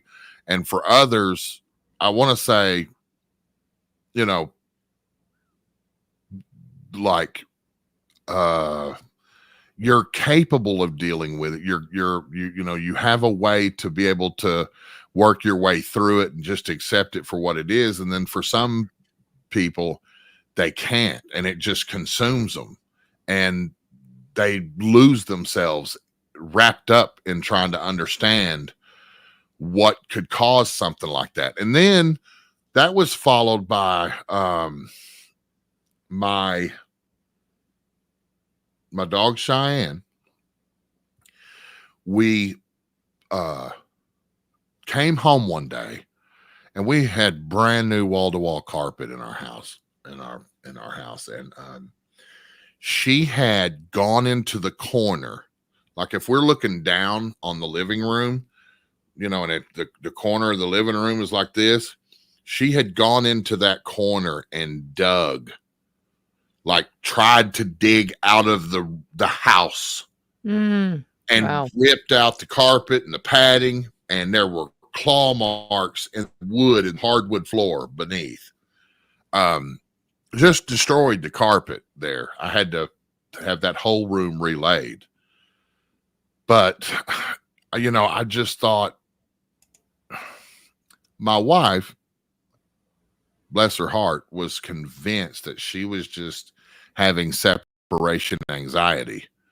And that's a real thing in pets, you know, and especially in canines. I just thought that she felt trapped, like, you know, a natural animal wants to be able to roam and to get out and to move around and, you know, and do things. But when we're home, they wouldn't have that urge. And I just thought we were all gone, and she wanted to try to find out where we were and get to where we were outside that door, and just sort of, and I wound up scolding her over it pretty good. And I regretted that long after. I not at the time, but I couldn't just have an indoor pet running around and digging up $700 worth of carpet. And so I started putting her, when we left, in my bedroom, in that big master bedroom, because she had her own place on the sectional. She liked to lay, and she had toys in there, and she would get up on the bed, and there were 4 windows in there that she could see out of, and she could lay in the bed and look out the windows and see us pull in and all of that. So we put her in there. Now I had a 55-gallon fish tank on a custom stand that I built. And let's just take this for example. Like, it was a stand with that stood up 4 feet tall, and the 55-gallon fish tank was up here on the top, right? Mm-hmm. And it sat about this far from the wall behind it. So, because I had built shelves in the back of it, it was hollowed out in the back, and I had shelves where I could keep all my fish supplies and my, the tools and that I needed to keep it clean and all that kind of stuff, chemicals and whatnot. There's a space just big enough for your arm to get back there, and for you to look back and see from the side, back behind it, where all the stuff was. And one night we came home from being gone, and everything that was on those shelves in the back had been pulled out and were strayed all over the floor. Like, it wasn't just the I had probably 20 different bottles of fish food and flakes and pellets and all kinds of, and like, fleas mm-hmm. and worms and all kinds of different food, right? And I had probably 8 or 10 different bottles of chemicals that were back there. And I had like a vacuum hose and a vacuum for vacuuming the stones and the rocks and everything, and then magnets for cleaning the glass. Every piece had been removed from the back of that fish tank and were strode out all over the floor. And there were no teeth marks in any of the containers, like she chewed into the fish food to get after the fish food or something. It didn't make, I was certain that she did it, but I couldn't figure out how she got every piece. Like, the width of her head would not allow her to get her head back in there. And I just kept telling myself she did it. Somehow she did it. She got her paw in there, but there was no way. There was absolutely no way that she could have gotten all of that stuff out from back there. And I didn't know it, but the sectionals are like a L shape kind of, and they're rounded in the corner. They have that corner piece that's kind of shaped like a piece of pizza, kind of. I don't know how this happened either. And I thought that maybe she did it somehow, and the kids put it back to hide it so I wouldn't get mad and get, like, scold her from it.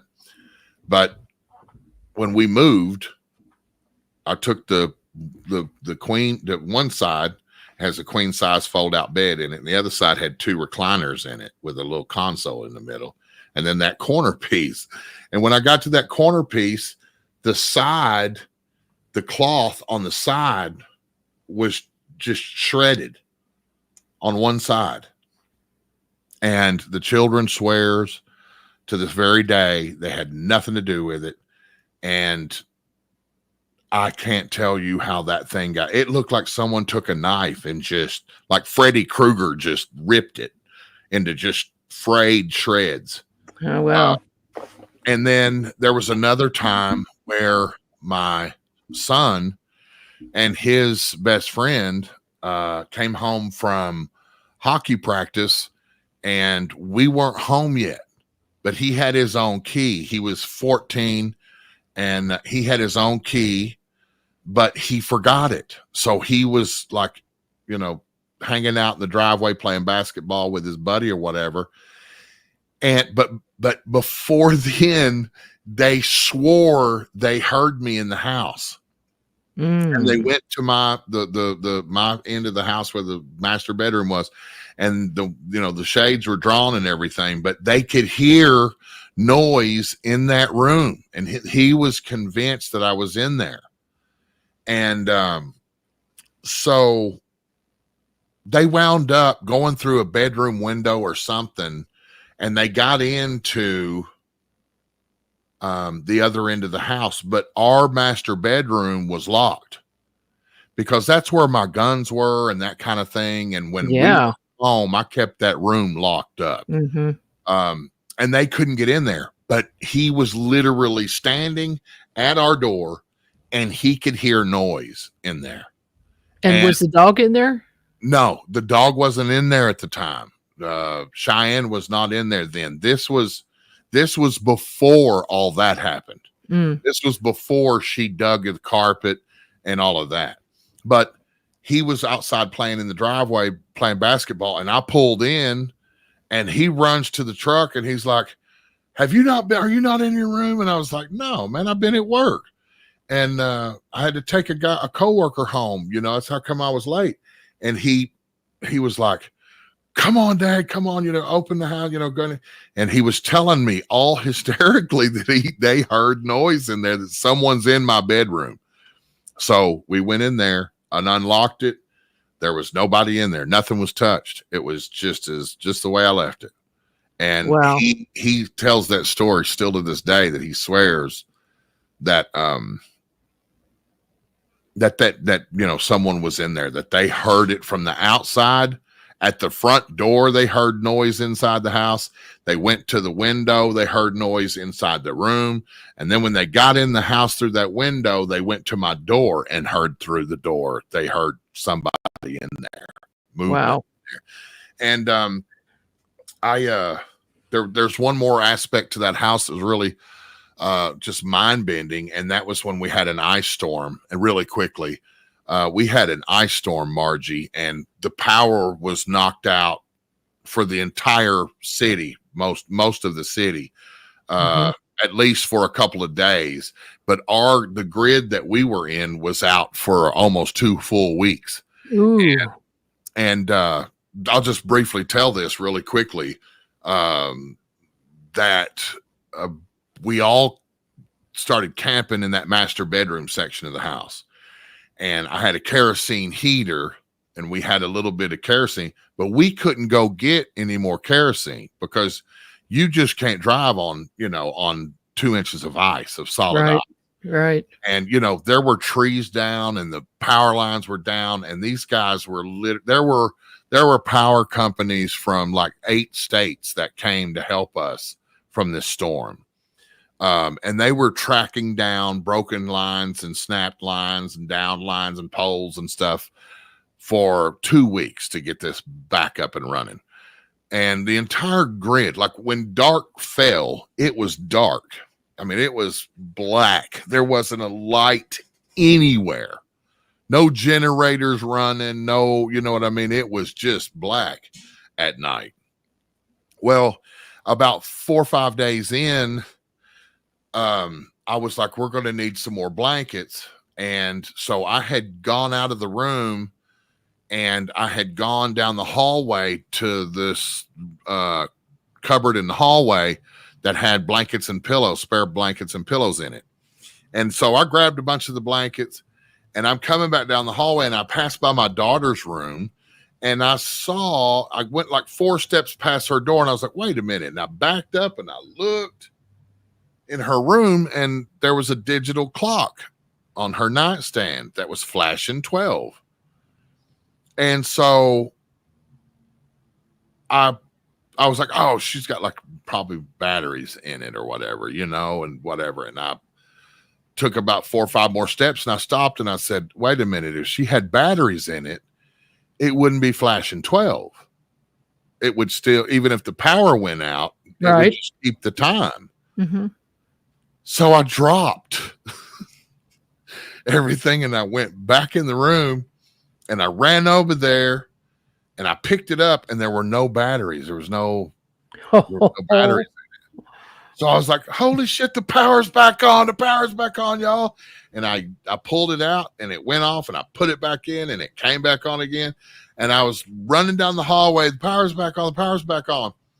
Well, flipped the switch. Nothing happened. No light. No, nothing. We're running through the house. We're flipping switches and nothing. It's just everything was still dead. And as it turned out, in that receptacle, you know, on receptacles in the wall, there's 2 plugs, right? Normally. You pull that plug out of that top receptacle and put it in the bottom one, and it didn't work. You pull it back out and put it in the top one, and it was hot. Took that freaking digital clock all over the house, plugging it in. Nothing. Nowhere. Every one I tried. Nothing. It was dead completely. The whole grid was shut down. They had they had it shut off. That's impossible. It's impossible. And you should have seen the looks on OG&E workers' faces when all them trucks was out there, because I went down the street and got them. And I brought them down there. This guy came down there. He was looking at, he went back and got them all, and they all came back. And I had like 30 guys, you know, probably, you know, trying to figure that one out. Yeah. And well, they wanted to dig. And I'm like, listen, this is not my home. You know what I mean? They wanted to go down into the ground and find out what was going on underneath the house. They wanted to get under the house and go follow the lines and, you know, and do all this stuff. God. Like, you're going to have to do that, you know, from the landlord. I gave him all his contact information and all of that. And we were only there for like, probably another couple of months and left and got us a new place. But I never figured out how that could be. They never figured out how that could be, but I put a extension cord in that bastard, Margie, and I ran it back to our room. Yeah. And we had a 2 like little burner electric little hot plate thing. And we were cooking food, had hot food, soup, chili, all kinds of stuff. Man, we were doing big, but after that, we were warm. We had good food, and we had lights and electricity and stuff. So, you know, and that was in the old part of the house, because my master bedroom was added, and there was another bedroom, 2 bedrooms added to the other side of the house, the other end. So, did you have 2 circuit breakers or fuses, boxes? Man, it had fuses. Yes. Like them old glass ceramic fuses. Yeah. And yeah, that is crazy. I'm going to have to remote view that, because I'm perplexed. Margie, I'd like I'll to go know. back over there. I forgot the address, but I'll go back over there and get the address. You need the address. And I'll get some pictures for you of the place. Okay. But, you know, that was you know, talking to these electricians and stuff, they were just baffled. I mean, they were like, this is impossible, because we have this entire grid shut off. There is no power flow whatsoever. Well, yeah, they have to, because they have to work on those lines and not get killed while they're doing it. So they have to shut it down. Right. They had to be coming from a different source. I don't understand it. I don't understand, but you know, they got the power back on in like 7-8 days after that. But we had power. And you know, they had a couple of guys come after that, you know what I mean, like suits, like they're you know, supervisory kind of guys and stuff, because these were line workers in trucks, you know, that came that day. But I gave up, Margie. I gave up trying to rationalize how this could be. you know. And then there was one more time where I was laying in my bed and I saw a man in my in the walk-in bathroom walk right through a wall and go into the old part of the house, into the dining room, where I went around that, when I saw that sugar bagging on, when I ran around that corner and looked into the dining room, he went from that bedroom right through that wall. I just caught a glimpse of him, and I just wrote that off as, you know, maybe someone drove by and their headlights came through the window, maybe. But I was certainly convinced that, because I was just laying there looking that way as I was going to sleep, and I saw it, you know, like a trench coat or an overcoat, and a hat, some kind of hat on, maybe a fedora or something, maybe, but I couldn't tell really. It just slowly went past that doorway and right through that wall. There was the mirror was there, and I saw him just go right behind the edge of that door where that mirror would be, over the sink in the vanity. Did he look at you? No, he didn't ever. He was looking straight ahead. Looking straight ahead. Yeah. That, I would lean towards that being a time imprint where the materials of the house kind of take an imprint or a movie of things that used to happen on a regular basis. And so this was just a repeat of that rather than a haunting. You know, Robin had told me sometime later that she thought she saw that same thing at another time. So that makes sense, to be honest with you. That does. Yeah. But she wasn't sure. I was more sure than she was about that. But that house, man, was, you know, like if he was like, you know, like I want to say terrifying my dog, or spooking my dog out, you know. And then that's a lot in one house. That's a lot. I mean, and also I'll tell you what, while you were talking about the dog digging in the corner, I was remote viewing it. And I'm feeling there was something under there and the dog knew it. And it was related to this haunting.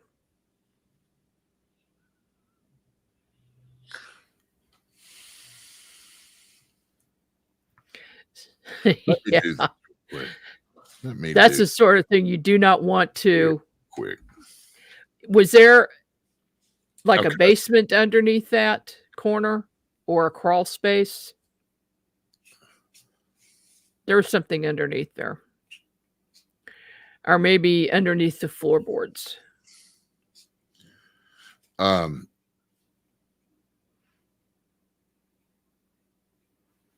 This is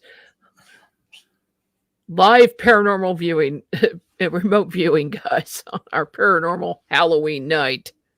I want to say, let me do this.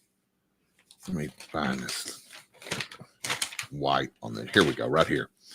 You know, if the house is square like this and right here's where you come in,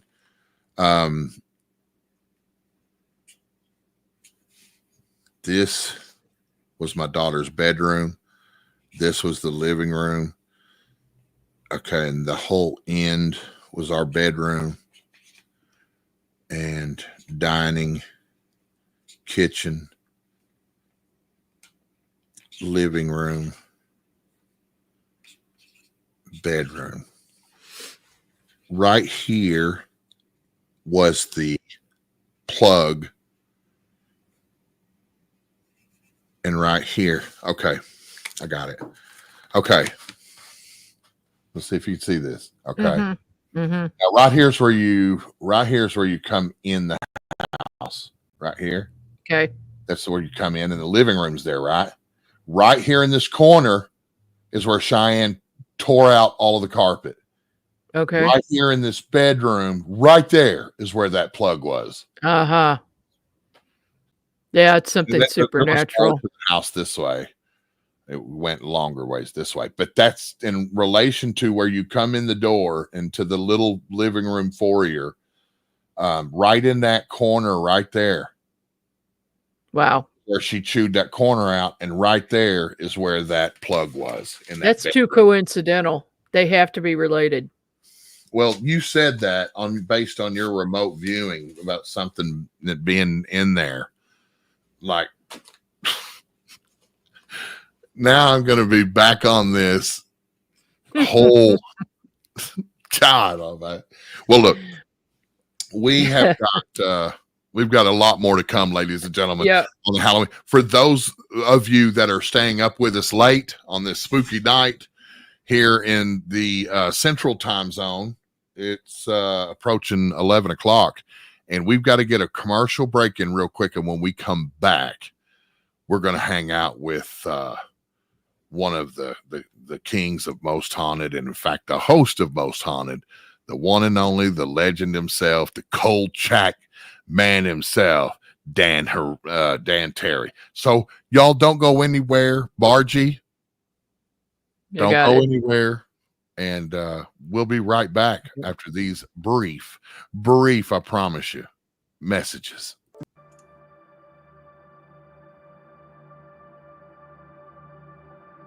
Unlock the mysteries of the spirit realm with the new book, Meeting Wallace. In this channeled work by renowned psychic medium Larry Costa, the reader will delve into the profound wisdom of his spirit guide, Wallace. Together, they share the transformative journey of harnessing psychic powers from the celestial plane. Discover the extraordinary psychic gifts that have empowered Larry on his path, and immerse yourself in a thought-provoking and awe-inspiring read. Meeting Wallace is a groundbreaking endeavor, and it is a perspective seen through the eyes of a spirit guide. Discover the wisdom of the spirit realm alongside actual photographs of ghosts and spirit guides. Get the book Meeting Wallace by Larry Costa at Amazon.com.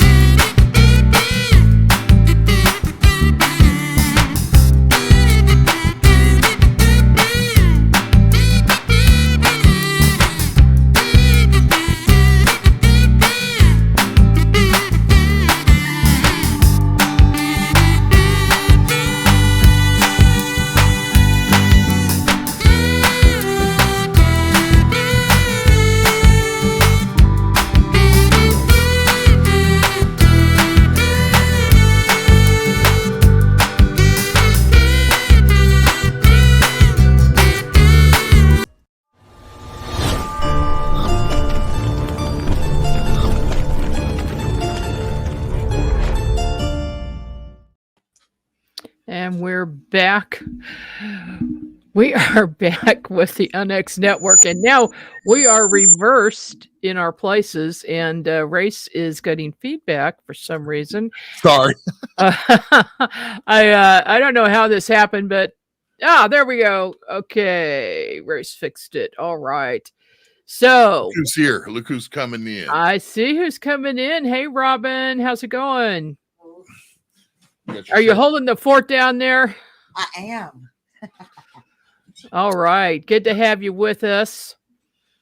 And we are going to bring in our dear friend, one of our best show hosts, and our biggest supporter on the UNX Network, Dan Harary. Good evening, boys and ghouls. What's going on? Hi, Dan. Glad you could join us tonight. And I know you have a million stories, but of course, Dan Harary is the host of Most Haunted. And I get to hear them every week. Every week. And of course, his symbol or his logo really is a Ouija board. He has it on the wall. He wears it on his shirt. It's everywhere. So, Dan, what have you got for us tonight? Well, you know, when we talked earlier, you was wanting something that scared us, and I've talked to you about it before. I've never been scared on a ghost hunt. I've been scared afterwards. I've thought, but when it's going on, and I'm sure you're the same way, it's like, before I run out of here screaming, I want to know what I'm seeing. I've got to figure this out. So I don't have that one, but I have a story that happened to me. Oh man, I guess this would have been about 2013 or so. And it was what do you call those? A group that makes TV shows. And they had just come back. They're out of St. Louis. They had just come back from Kentucky, where they had done a special for History Channel on the Hatfields and the McCoys. So they were in New Haven. They were introduced to me. They were there about a alcohol distillery. And they called me back later, wanted to try doing a series of ghost hunts. You see, that particular department, every officer on that department had ghost hunted with me multiple times. So they had a bright idea of a show about police officers who do ghost hunting. And they were cutting what they called a sizzle, which is like a 5-minute reel to try and get money for a pilot. Yeah. Right? So these people actually followed me to Kansas, where I was doing a lecture for an animal charity and was trying to get stuff. And you know how, Margie, you know how it is when you're ghost hunting. I say Race knows, but God knows he's afraid of it. But ghosts do not perform on command. No, they don't. So they weren't getting very much. And one of them said, hey, Dan, we really want to get this moving because we got to get to New York in 3 weeks. So I know you're against faking evidence, but can you just like reproduce something that has happened to you in the past so we can show them something? And I had an experience down in a place in Kansas. It was an old wreck of a building. Okay, there's an old school here. We can reproduce what we did and what I saw and what happened to me one time. So we go into the school. They're walking backwards in front of us. They gave us all these really nice white shirts with a logo we designed on it. Going great. Going down the hallway. And this is in the daytime, mind you. At the end of the hallway was a door with a frosted glass in it. And on the other side of that frosted glass was a shadow going. Waving. And the building is empty. Okay. So the sergeant who was right next to me, her name was Meg, and she was a really good ghost hunter, did several with me. She's walking and trying to look tough and going, Dan, you see that? I said, yeah, I see that. I don't know what's going to happen, but let's go in. We went into the room. We got some K2 action, WAD action. We got a lot of good stuff. Then it was starting to get darker. We went to another room. And as it got darker, we're in there and I'm talking and the rods are acting. And all of a sudden, the entire crew, 4 people, cameraman, director, all of them, ran out of the room. Didn't say a word, just ran out of the room. Whoa. I'm going, Meg, what the hell was that? That's going to be me. I'm heading out. I don't know. So we start to walk, and then 2 of them come back in and said, did you see that shadow walk down the hallway? I was facing this direction, guys. What did you see? Oh, we just saw a shadow that went right past the door, just walked past the door and then down the hallway and disappeared. I don't know anything about that, guys. And later on, this director walks up to me because we had some more experiences downstairs and said, are you faking this? Welcome to ghost hunting. And when they did the sizzle, they actually had a crew cam with what the crew was seeing during this whole time. Oh. But it went on for about another year of trying to sell this thing. And they called me one time about 8 months later and said, we are down to you and Playboy bunnies ghost hunting in bikinis. Oh, guess which one got it? Guess which one got the money, yeah. Yeah, which is fine. I was hesitant because that was about the time that the members of one of the teams on television was coming out and saying we've been faking this stuff. Yeah. So I don't want my name tangled up in anything like that. But yeah, I had these people so scared. We was in the basement down low in the old boy shower room. There was a heavy wooden door. This door was built back in the 20s. Heavy wooden door down there. Jammed up. It couldn't move. And we were in there, and I was talking to a spirit, and K2 was going off, the rods were crossing, and the door slammed itself shut. Come on now. Oh. And right on cue. There was 3 men and a woman on this team of TV people, and she was a cute little girl. Don't get me wrong, she was only about 21, but she was a doll, a little skinny girl. And next thing I know, she's trying to squeeze between me and the wall. And I said, honey, as cute as you are, there's no way we're both going to fit on this spot. You're going to have to back up a little bit. But it was a blast. We had a good time doing it. Got a shirt out of the deal. So oh, wow. That's you scored. Yeah, no kidding. One for the collection. Dan Harary. Dan Terry has more T-shirts than anyone I've ever met in 55 years of life. More, I love that though. He wears a different one every show. It's become a trademark. All themed around what we do. Mm-hmm. It's become a trademark because you keep bringing it up. So he does. He'll that's mention the fact that he wears this shirt for race, or race will like this one, or whatever. Well, we have a good time. What can I say? I love most of it. I love it. You've been with us since day one. Yeah. And if we had 10 more just like you, we would take this whole deal over. Well, you've got some time, Dan. Check.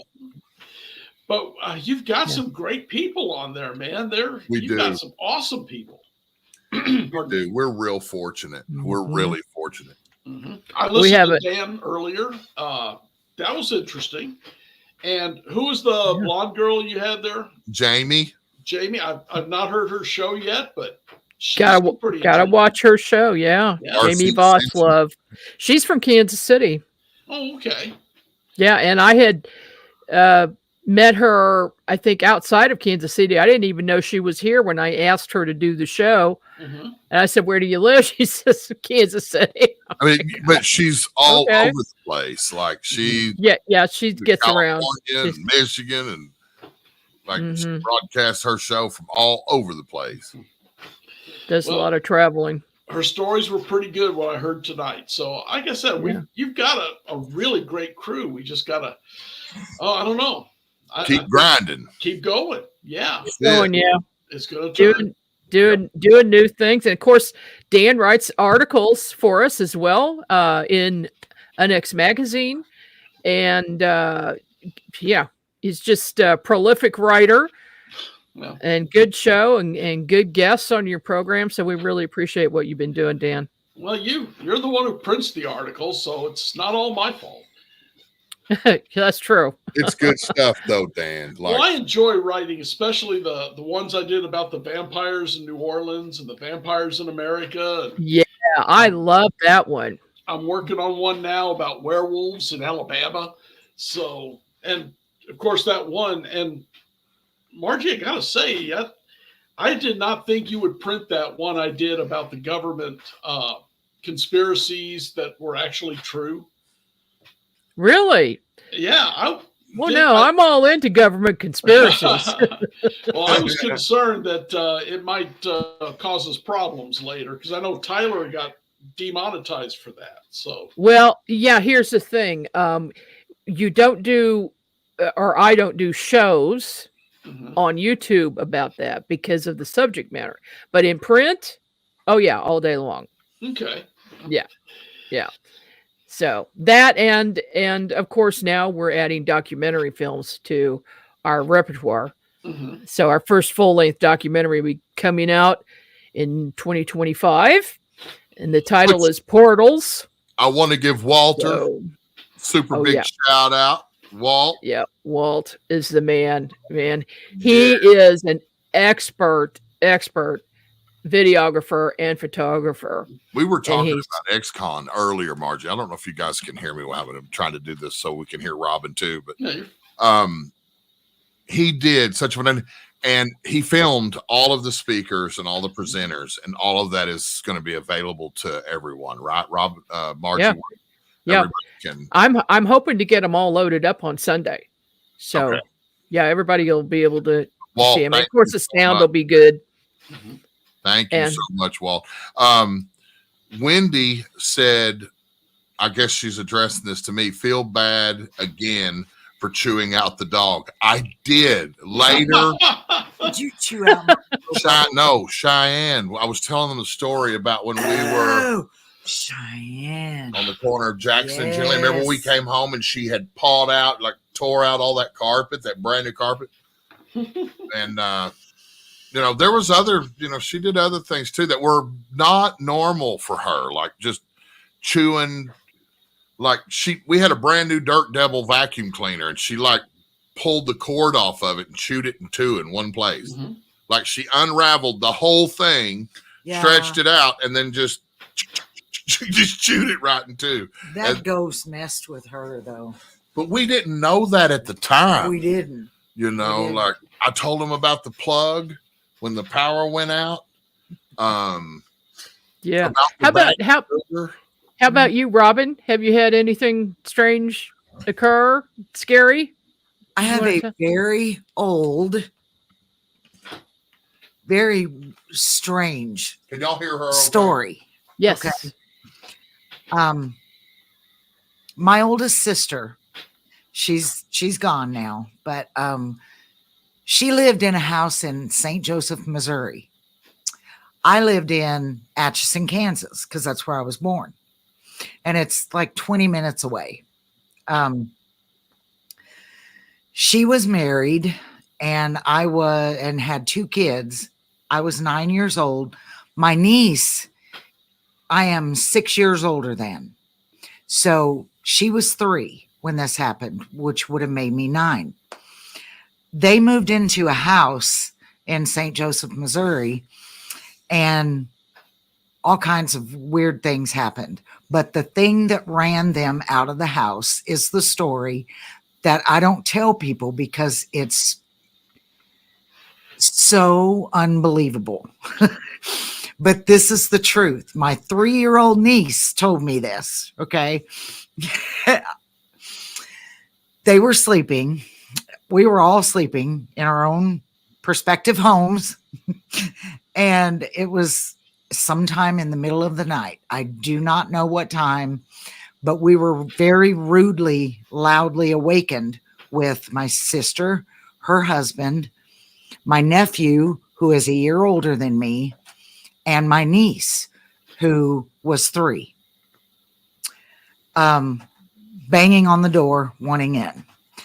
Of course, Mom got up, Dad, all of us got up, the whole house woke up, and we brought him in. And my niece was telling me, well, first I heard the story from my sister. They were all panicked and crying. Coat hangers ran them out of their house. Wanda, my sister, said that they were sleeping. Your oldest sister. Yes. They were sleeping in their bed. Amanda was in bed with them. Andy, my nephew, had a room at the other end of the hall. They all kept hearing this noise. It sounded, my niece said when she explained it to us in her little 3-year-old self, she said they were going jingle, jingle, jingle, jingle. And so Andy got up out of his room and came into the bedroom and climbed in bed with them and said, Mom, what is that noise?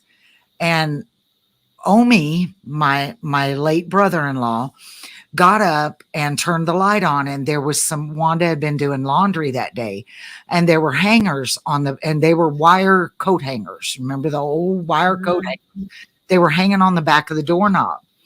Omi said he assumed that it was like the wind making them wiggle. So he picks up all of them up in one hand, throws them on the floor, and turns the light off and gets back in bed.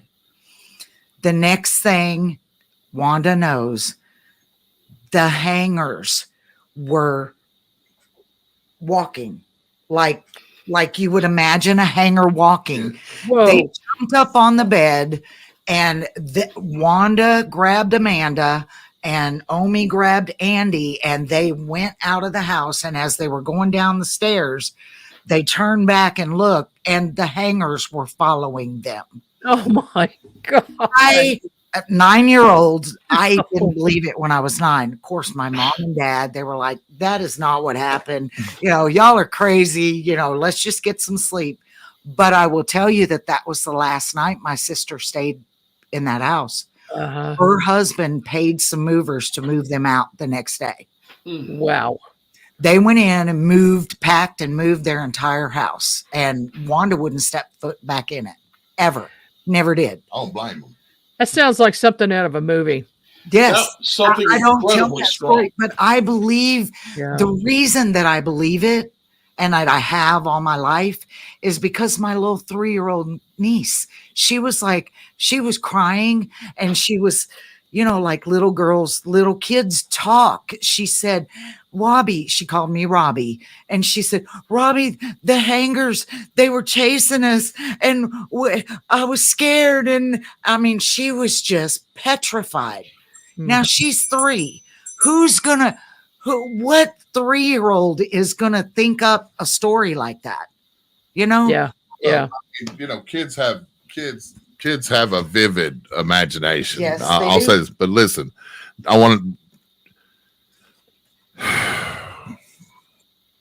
gotta get my spine back. Dan, I hold you like your testimony is beyond reproach for me. I've come to know you in 3 years. We broke bread several times together at our events. But I've just, I've talked to you, and like you've had my back on social media. A lot of times I'll say something to you, Race, man, you might want to take that down. Like, just a notch. Reel it in a little bit. But I mean, when it comes to your interviews and your investigations, I would take your word 100% valid. And anybody that watches this tonight, anybody that watches this in the future, Halloween 2024, you may be in 2026 by the time you see this. This gentleman right here not only has had a lifetime of law enforcement, which cops can lie through their damn teeth, trust me, but that doesn't make him, Joe honest. But he is the most honest and the most honorable that I can imagine anybody being.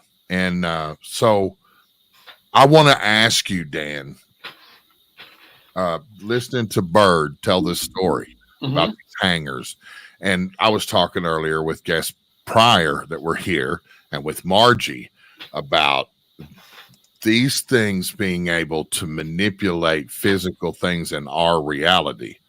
In all of your investigations, in all of your research, have you ever come across or seen with your own 2 eyes, like things physically move without anything, doing that you can see? I've seen glasses slide across tables, across counters. I've seen things move uphill. Yeah, actually I have. I've seen things get knocked off. You got any stories real quick that you can lay on us, about some of that? One of them was a trailer I got called into, and they said there was a little girl spirit in there. They've seen her. And I went into the back bedroom with my friend Tim Clifton, and Tim was sensing that there was a little girl in there, and he was talking to her like a grandfather. And he was asking her, you know, can you show me where you're at? And a water glass on top of a dresser slid all the way across. And when I went and checked out, you know, there was no water. I was thinking, okay, it's a little unlevel. It's got moisture on it. It's going to slide. It was moving uphill. It was off, but it was going uphill. That was one. And I've got a video. I showed it, in fact, at the XCon, where Tim was sitting in the room with me. It was a spirit I dealt with before many years ago, the same place. And I had a Cambridge K2 meter, a Cambridge electromagnetic field detector, which is a red handle with a black blade on it. And the blade has lights and it beeps. And we had it down on the table, and I was challenging this spirit because he's doing things to the girls who worked there that scared him. And Tim said, Dan, do not turn your back on him. He will stab you in it. And I said, well, I hope he does. And I turned around and put my back to the chair and said, now what are you going to do? The meter just went crazy. Like he was trying to pick up that meter to stab me with it. So I've seen a few things like that. Yes. Yeah. But whatever moved those coat hangers in that way, that is far more powerful than any single human spirit I've ever heard of. Margie, would you agree? That was just the story, Dan, that ran them out of that house. There were many things that happened. That was the last straw. That was the last straw. Wanda saw what she thought was a gargoyle squatted in the corner in the bedroom. Oh my God. Oh, that's not good. Yeah. Yeah. Nah, it's not good. Yeah. She said the only way she could have described it was a gargoyle type thing. Yeah. Yeah. Wow. Okay. I'm going to lean to something very negative in that house and very powerful. Like Dan said, don't go there. Hangers, coat hangers. No, like somebody said, Mommy Dearest meets Sopranos. I always think of Mommy Dearest whenever I hear wire hangers. I do not tell that story because it's funny, but it's not. You know what I mean? Oh no, it's scary. That's scary. I mean, that's makeup coat hangers. If you're gonna make a story, you know what we've got. You know what? I just came up with an idea here. I hate this when this happens, but I could take you to that house, Margie. We should. Oh dear. Okay. We should do a collection of ghost stories from all of our hosts, our UNX family, okay, and put it in a book. Absolutely, that's a great idea. Yeah, and let me know in the chat if you guys think that's a good idea. Give us a thumbs up if you think we should do that. We need to collect all these things because there are some good things that have we've talked about tonight, but there's a lot more out there with our family. I just wanted to say hi to someone in the chat. Everybody that's in the chat, thank you for being here and hanging out and chatting with us over there. We probably could go to the but like Jen, our good friend Jen from Utah is in there. It's Misfire Jack. But sweetheart, I just want to say hi to you, give you a kiss. We love you, and you have our heart. I'm with you out there. I miss you. She is one of the sweetest souls that she was a big Micah Hanks fan. Loves Micah Hanks. Everybody loves Micah. Yeah. Everybody loves Micah. Yeah. And like I got the pleasure we were friends online, because of Micah Hanks, because of my appearances on his show and news Hobbs. From the front. Hop. And those were jokes that are inside only we. But like she came to FearCon when we were there. Yep. We had a big booth for the station that I was working at the time. And she came out and introduced herself to us and hung out with us. We got pictures and stuff. Still got them. I was going through a bunch of them just recently, but she is one of our biggest fans, and I love it that she's here and just wanted to say hi to her. She's been commenting all night, but I just haven't been able to that Jack she's got that picture of him. You can see his little muzzle in that picture. He's adorable. Rescued. There he is. Yeah. Well, she says she'd buy the book. So there's one vote. There's one vote for yes. That's all right. That's all we need. If it's her, that's all we need. We're doing. Well, just give us something else to do. Yeah. One more thing. See, now, Dan, you have to write down all those stories you just told us. I got a collection of books back here with them in. That's true. Not a problem. Man, that's true. You've already, yeah. Wendy's got a brilliant idea to do the book, but also do an audio book with sound effects and everything. Perfect. Oh, and there you go. I brought up Donald Allen Kirch earlier when I had my other station years ago. He used to write these stories, and we would voice actor them out. Yeah. Sound effects and music and sounds and all that. And that we could do that. We could definitely. Oh, we can do it. We have the means. Yes, we do in every regard. So yeah, that's a great idea, Wendy. I think that would be a cool audio book. Because people would, be driving down the road and plug in that audio book, and they wouldn't probably even know that there would be sound effects and stuff in there. Yeah. Yeah. That'd be fun to produce, because we've got enough people on the team to do all the voices.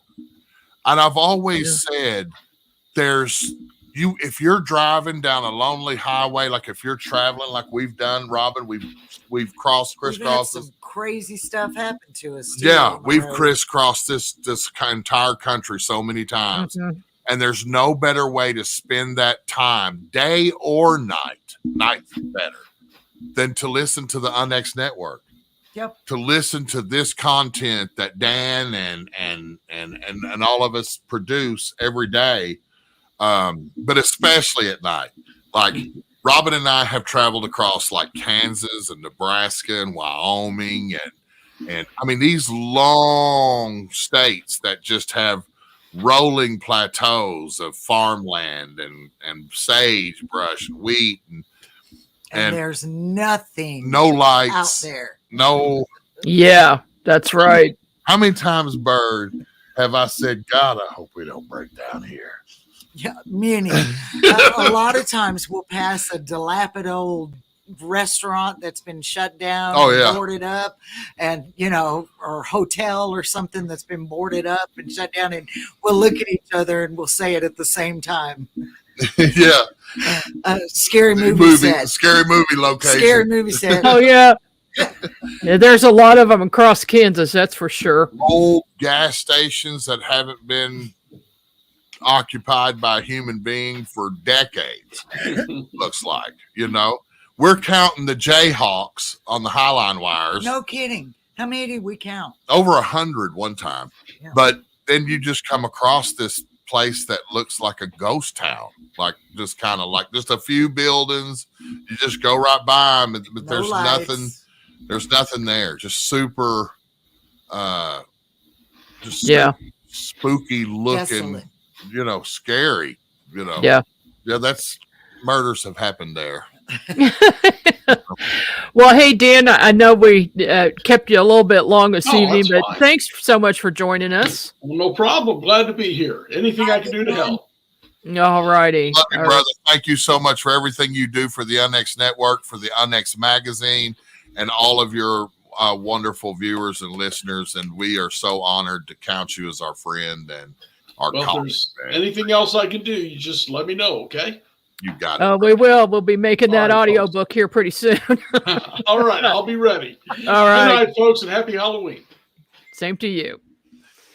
Oh, my Brother goodness. Danny. Yeah. He's the best, Margie. He is. He You landed that show. You brought him to the UNX Network. I did. I know you did. And Yeah.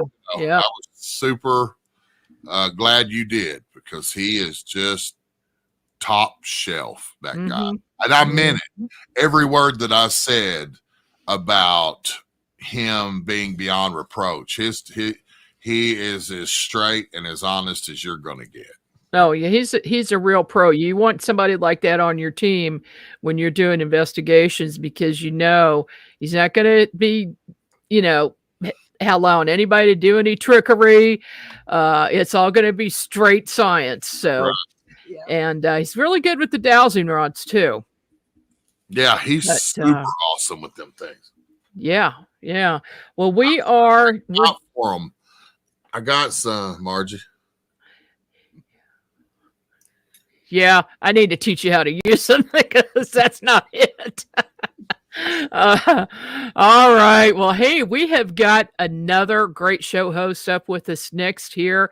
Mr. Alan B. Smith is joining us. Hi, Alan. Guys. Happy Halloween. Hey, Alan. How's it going, Happy brother? Halloween. Good. Robin, it's so good to see you. How are you? I'm good. How are you? I'm all right. Yeah. I passed out candy and saw my grandkids. And that's a good thing. We have all the old timer shit. We don't have a chance, because there's no trick-or-treaters around here. Like, none. Really? Yeah, we don't have sidewalks. So, like, in our yeah. So it's not really inviting, and there's lots of hills and whatnot. So they all go to work to get a few pieces of candy in that place. They go to Main Street, because the businesses give out candy, and then in that area it's all nice and paved and sidewalked, and yeah. It doesn't look, like Elm Street. No, ours doesn't. No, not like Kansas. Alan, how you been? How's the family? How's everything going up there? Pretty good. Yeah, the ups and downs as usual, but all right. It's so good to see your face. Thanks, man. We had you too. We had a good show tonight on Mystic Lounge. So I just sent the copy over to you. But yeah, we talked about beasts and ghosts and what have you in the Pennsylvania area in the Northeast. Awesome. That sounds like a good topic. It was a great topic. Yeah, Natalie Fowler and Jessica Freeberg are just fantastic researchers and guests. But yeah, so I missed a lot of earlier because I had the show going on. So did I miss out anything special? Oh yeah, I've been hearing some really good spooky stories tonight. Okay. So what have you got for us? So I was thinking about this, and I have a story that I don't normally tell, because it's not. I don't know if it really falls into paranormal, though it should. But I think around like 10 years old. It was my parents used to have like an annual Christmas party, and like all the little kids would, go upstairs. And this one year in particular, we went into my sister's room, and we were doing light as a feather, stiff as a board. And if someone doesn't know what that is like you gather around someone who's lying on the floor, and you kind of take your pinkies and you slide them under. Yeah, Robin knows. Mm-hmm. You look traumatized. No, okay. Because I was. So like we were doing that, and the lights are off, right? And you just say it like you just get into that chant, light as a feather, stiff as a board, light as a feather, stiff as a board, and all these kids around the buttons. I can't remember who was lying flat, and then all of a sudden, like it was like we were raising this person using just our pinkies, like little kids. And what freaked us out was the room appeared to glow. Like it was all of a sudden like things started glowing, and then we all just freaked out. And like I don't know who screamed first, but somebody screamed, and then we all just ran and like, oh my God. So yeah, that was scary. Now, is it like a memory thing? Did we kind of, fill in what was actually happening with our kids' imagination? I don't know, but all I can say is I remember it as that happened, and it was scary. Yeah. That's pretty wild. Like that when I was a little girl. Oh yeah, did that too. We did. Yeah. We did too, and it worked. And it worked. Oh, what was the mirror in the bathroom? Bloody Mary. Bloody Mary. Oh my gosh. Yeah. If you want to scare yourself, that still works. Oh, it does. Because you are going to imagine something coming out of the mirror. You will. Yeah. Well, also because like when you turn the lights off, and if you have like a night light or something in the bathroom, and you just stare at your face long enough, like don't say anything. Don't say anything. You start like tripping, like your face starts, warping. No ayahuasca needed. Nope. No needed. Nope. No. Yeah. Okay. So what about when you became an adult? Did anything really spooky happen to you? Yes. Although, I know we don't like to talk about it because it kind of freaked us out. God, I just thought of something too. I can't forget. You're going to stay here too when I tell this story. Okay. You got to stay, but you go ahead. I just remembered something again. Okay. Golly. Well, we were camping one night. We had a tent. We were just doing a road trip, and we stopped at the James Gilliland Ranch. Yeah, and you could go out there and you could just like donate whatever, $5, $10, and you can just pitch your tent and camp in the grounds there, big open field. And a lot of people, report seeing UFOs and having weird encounters there. And so that evening, there was a couple of other people that were there. And this one guy, he seemed like kind of like a regular. He had like his laser pointer, right? And he was 100% expecting like a CE5 experience, waiting to see a UFO. So we're there and looking up. There's, I can't remember. There's like four of us maybe in total. And then we see this light coming, and this dude gets like super excited, and he's like, it's them. And he's like, hey brothers. He's like doing this, and then it gets closer and it gets closer, it's closer, and then you see it's a helicopter. And we're just like, oh man, hey, brother. Look, we were so like, oh my god, for a moment, like this is it. And then we ended up going to bed, and it was at night when things got kind of scary, or was scary. So I remember, I don't remember what happened first, whether I woke up because I had to go to the bathroom, or because my wife had, waking me up because she heard something. But either way, I'm up, and like my bladder's ready to explode. Like I have to go. When you're camping, you kind of like hold it in as long as you can until you're like, I got to go out and I got to do it. But my wife did not want me to go because we heard this noise outside the tent. And mind you, we're in a big open field, and there was only other couple of people staying there, and it sounded like a person walking, like a bipedal, like a ch, ch, ch. And my wife did not want me to get out. And but I had to go to the bathroom so bad that I was like, I don't care. And there's that part of you that's like, sometimes you feel like if you just face something, it makes it less scary, rather than, being in a tent, and the tent's not like, best barrier. So I walked out and to go to the bathroom, and then I just walked around the tent, and there was nothing there. Like nothing running off, nothing in the distance. And it was like right there on the other side of the tent, whatever it was. Now, some people say that it was like Bigfoot, metaphysically appearing, disappearing. I don't know, but that was really scary. Yeah. Man, that's. And please forgive the details, but it's part of the story. So yeah, you got to have those. Yeah. That ranch, man. That's reality. It has a lot. I have. 20 some years heard stories about that place. What was the story you remembered? Huh? Yeah, you were going to tell a story. Oh, one time I was taking my son.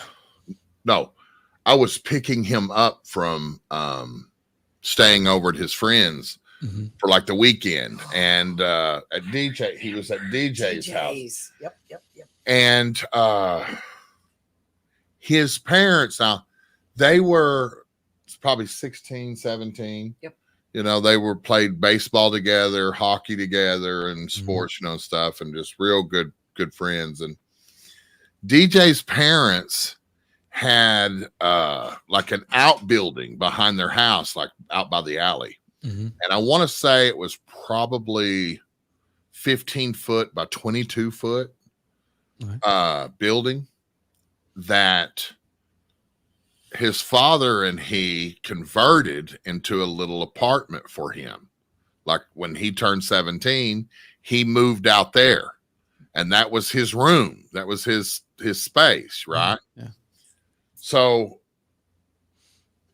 I'll never forget this, because it was like the third time that I'd made pickup and deliveries over there from the alley, right? From the alley, from the back, not in the front of the house like normal people. I'm delivering my children, you know, to the alley back there. Well, I pulled up and I was waiting, and I really am one of these people that sort of get tilted with people that honk, you know, at night. Now, if it's the daytime and a beep beep, no problem, right? But at nighttime, like 8 or 9 at night, it's not appropriate, especially from the alley. So I waited there for a few minutes. None of the kids came, whatever. So I shut the truck off, put it in park, shut it, got out, and I went through the little gate there, and I came around the building. And I was getting ready to knock on the door and say, you know, come on, Leo. And all of a sudden, I hear this really bizarre noise, like not bizarre, but just an odd noise, like out of place, coming from behind me, my back left. And I turn around and I look, and there's the whole, all of the yards and the properties in that neighborhood were separated by a 4-foot chain link fence, you know, those real common sort of chain link fences, 4 foot high. This fence was violently thrashing back and forth at the base down by the ground. Like it was sweeping out like 18, 20 inches, both sides. And, you know, and I square shoulders in that direction, and I'm looking, and, you know, I was thinking there was some kind of animal caught up in it or something. And the more I looked, the more, and, you know, like there's lights on the next door neighbor's patio that makes it clear to see. I mean, it was backlit. So I'm looking at light coming right through it. And there was nothing there. So I thought, these little bastard kids are pulling something on me. I turn around and I start beating on the door, and the door comes open, and they're all in there playing video games. They're all in there. They're like, why are you banging on the door? And I thought they had like a wire, you know what I mean? And they were like yanking on it. One was over in this, hiding over here, and the other was hiding over there. They were just, you know, that's the only way they could have done it. It couldn't have been just done from one side. It would have had to have been a kid over here and a kid over here, like camouflaged out in the dark with like some kind of, you know, 20-pound fishing line, monofilament, you know, something see-through you couldn't see. And they were just yanking on it back and forth, dragging it way out, sweeping it. And, you know, there's leaves flying and dirt, and it's like dust, and that's nuts. And they're all in there. And I was like, guys, look at this. Look. And they were like, what? And I was like, look. And they came to the door, and they looked, and they saw it, and they were like, what in the hell? And we all start slowly taking steps towards this fence, and it just stopped. It just quit. And I froze. Like I froze then. I was like, I swore to God y'all were out here doing this. And they were like, we didn't do this. And so we went over. DJ went back in his little room, and he got a flashlight out. And we were looking. There was nothing tied to this chain link. There was nothing attached to it. I mean, it was the dirt was swept out from under it. And there's a guide wire I don't know. People don't probably realize how these things are made, but the chain link is rolled out and stretched, and there's a wire that is fed through the bottom and stretched super tight, so animals can't paw it out. Right? It's like a little backbone for it down there, and it was intact. I was at a loss, and I was like, this is crazy. Well, DJ started telling us that house was up for rent. No one was living in that house at the time, but they could not keep anybody in that house. They could not keep renters in that house. Like, it was supposedly super haunted. Right. And but he, by then his father he done ran and got his dad and mom and everybody, and his dad came out and he said that that this is insane. That wire is so tight at the bottom, you know what I mean? Like, if you grabbed it and tried to pull it, you almost couldn't get it 10 inches out of alignment, 12 inches out of alignment before you were stretched to the limit, and this thing was going out like 18, 20 inches. So that couldn't be explained away by like micro vibrations from like a tiny earthquake, or clearly there was no wind. Wasn't no earthquake, no wind, no helicopter. Right. Wow. I don't remember no helicopter. That's freaky. Yeah. That's supernatural. That should have come to mind when I asked Dan about physical movement from these things, because that's what that was. Exactly what it was. And it was just like, it was, honest to God, it was like something was tangled up in it. Yep. I mean, I was like this right here, getting ready to knock. I was like this right here, and it just, I heard it, and I turned around and I looked, and I thought some cat or dog or something was hung on. I was convinced that that's what it was right initially. Instantly, there's something stuck under that fence. Do you remember what that noise sounded like, or? It just sounded like what you would think what I described, what it sounded like that chain thrashing, that chain link. Okay. Just wisping and leaves and dirt and the metal, just whipping back and forth. And it was effortless. It was like effortless. It was just, it was a super controlled but violent motion. But it was the exact same. Every sweep was exactly the same. It wasn't a little and then a lot, it was just like, it was like if a ghost could get stuck like a pig under a fence. Right. Yeah.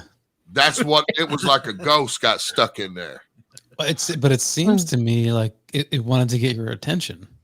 It was exactly like that. Yeah. Because I came around that building, and right before I could knock, it got my attention. It did that. It was something coming from that house. Caused it, like, but I wasn't a ghost guy, or I would have gotten in that house to investigate that damn place. Any ghost hunter on earth would probably fall over themselves to get in a house like that. Yep. Because that just seems like an Amityville kind of, I know that's probably like more Hollywood type stuff, but like that kind of stuff. DJ's father told me, he said 3 months tops and they're gone in that place. They just can't keep anybody in it. I wonder if it's even still standing. We're going to have to go look. Let's go tomorrow. Okay. Get a picture of the house too. Yeah. Get a picture of the house for the address too, and some pictures of that house too. And we'll go take pictures of Jack and Jenny Lynn. Okay. Jackson Jenny Lynn house. Okay. Because that's really we'll need them for the book. Yeah, that's a really interesting case because there's a lot that you have to work with. You have eyewitnesses, you have physical factors and environmental factors that seem to rule out anything conventional. That if you can get any more data on that would be awesome. Well, I can add one more thing.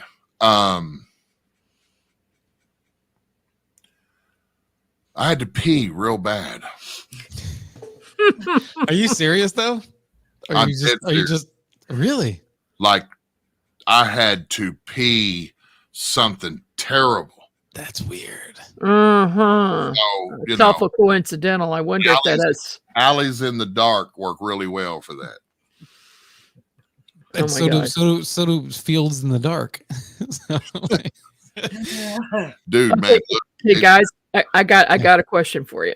Okay. I want to know what you think of this. This happened to me last night. I'm lying in bed, dead asleep.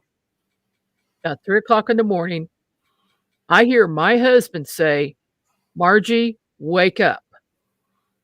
And his voice this is how pornos start. is coming from across the room in front of where the bathroom is, that the door is open. It's coming from on my side of the bed, straight ahead. Mm-hmm. And then, of course, I wake up and I'm looking. I'm like, I said, "What?" He was snoring in the bed beside me. Stop it. Yes, 100%. Wow. That happened last night. Is that the first time you've heard something like that? No, it is not. There's a lot of stuff going on in that house. I have hauntings. I've seen ETs walking through the house. I've seen balls of light. I've gotten pictures of ghosts. Tell the story about when we were at Ex-Con and you saw George Washington sitting in your room. What? No. When you saw George Washington sitting in your room? I didn't see that. You remember how you had them clothes piled up in that chair? Oh, that one. Oh my God. Okay. So there's the drapes and then there's light coming in from outside, right? So, the drapes are closed, but you could still see some light. My husband had piled his clothes leaning on the back of a chair. And I pull the chair over and move it in front of the air conditioner because I don't like it blowing right on me. I want to deflect it. So I lay down and then something said, "Open your eyes, open your eyes." So I opened my eyes and here is this complete perfect outline of George Washington's head profile. The nose, the mouth, the hair, the size was all proportional, everything just from my husband's clothes, the way he threw them on that chair. Oh, and this place is haunted for real. Oh, this hotel is freaking. I don't know if it's built on burial grounds or some sort of. I don't know, because I don't know how that works, but yeah, for sure there is like wild stuff. Like I had two, and I told Margie, I had two events where I was super nauseous. Just all of this, it came and went. Mm-hmm. Like I was not sick or ill or anything. I just fell. Mm-hmm. Like I've said this before, when you're in the back seat of your parents' car when you're a little kid, like back before we had to be buckled in, mm-hmm. We'd stand up, run around, jump over and everything else. But when you go over a hump and you lose your stomach, it came on just like that, but it stayed. It's like, ooh, and it stayed. Like I was nauseous. I literally thought I was going to throw up right there in front of everybody in this place. I'm in a DJ booth, like kind of like MC booth over there, mm-hmm. just to the right of the stage, in front of all these people, and I'm going to just hurl. Like I started looking. Remember, Margie, when I started complaining that there wasn't any trash can? Yeah. Anywhere near that side over there. Okay. That's why you wanted a trash can. Yeah. Oh my God. Well, like the if you think about the Havana syndrome reports, the idea there is that there's like just EMF being directed towards people, and if a anomaly, a consciousness, a spirit, whatever, is emitting some kind of undetectable EMF of some sort, maybe that's what gives you that feeling. And again, that comes back to what I was saying. Alan, you're 100% right. I agree. Mm-hmm. And that is scientifically testable. That is a repeatable thing. But when I talked earlier, Margie, in the beginning of the show, I don't know if you saw Alan because you're doing your program, but mm-hmm. we were talking about, I was talking about like human beings just being this vertical like tuning fork that walks across the earth, you know, and everything is wave energy.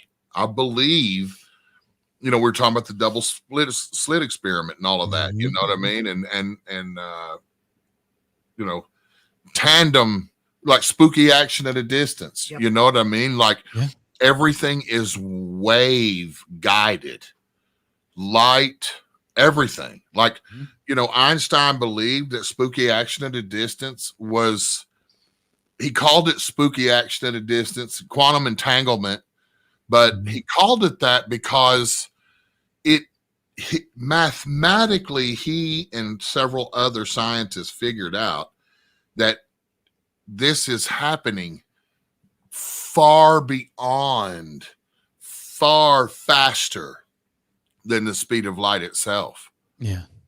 And I think that it very much could be like some sort of a manipulation of that balance. Yeah. Because we can teeter. That Havana syndrome's an excellent, Alan, see, that's why I love you, bro.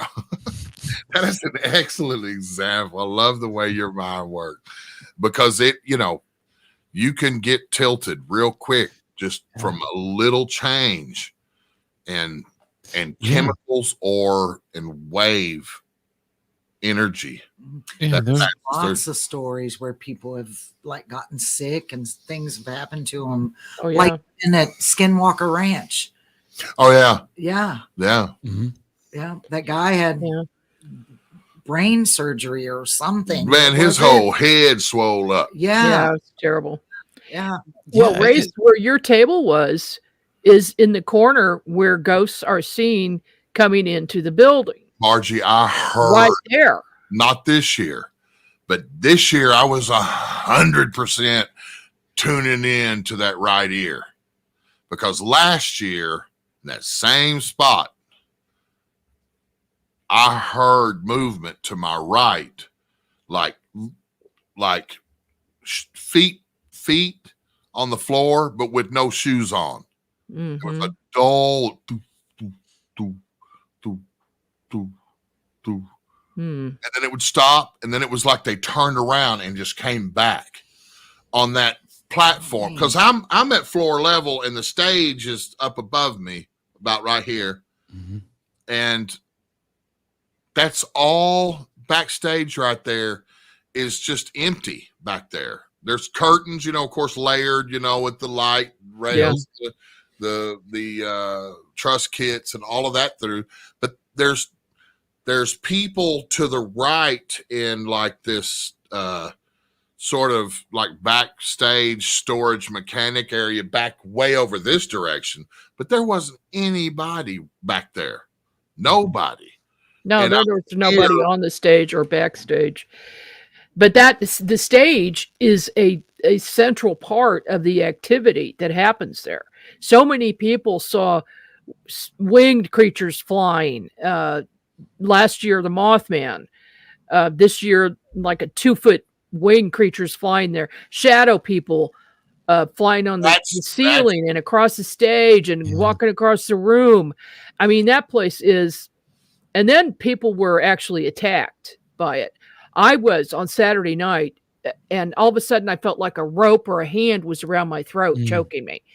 And then several other people, I think 7 people were choked. Whatever it is, unhappy. Yeah. It's very dark and negative. You can just feel the heaviness of it. I'm out in the wide open, right? Like, and all of a sudden just fall nauseous, just, you know, and no odor, no smelling, nothing, no weird feeling or nothing other than just falling sick feeling like, and it happened 2 separate times this trip. Here in the Hudson Valley, there's a haunted place called the Shanley Hotel, which Racer probably you've heard of too. But one thing that I've heard is like the physical contact that is made there. And one report from the owner, Kelly Hammerling, she was choked.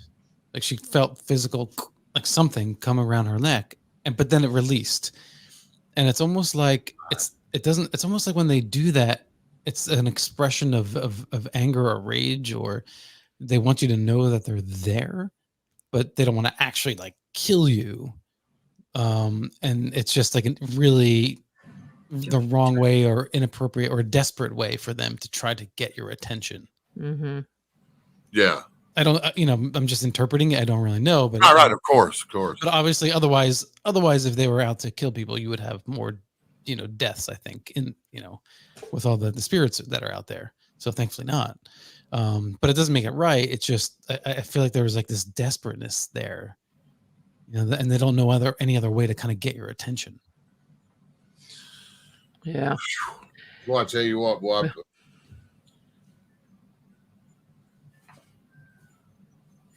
Okay. Hats off. Because I'm gonna be at Nerve Center eating snacks and watching the TV. Yep. I ain't going in. I'll be right there with you. Ain't going in.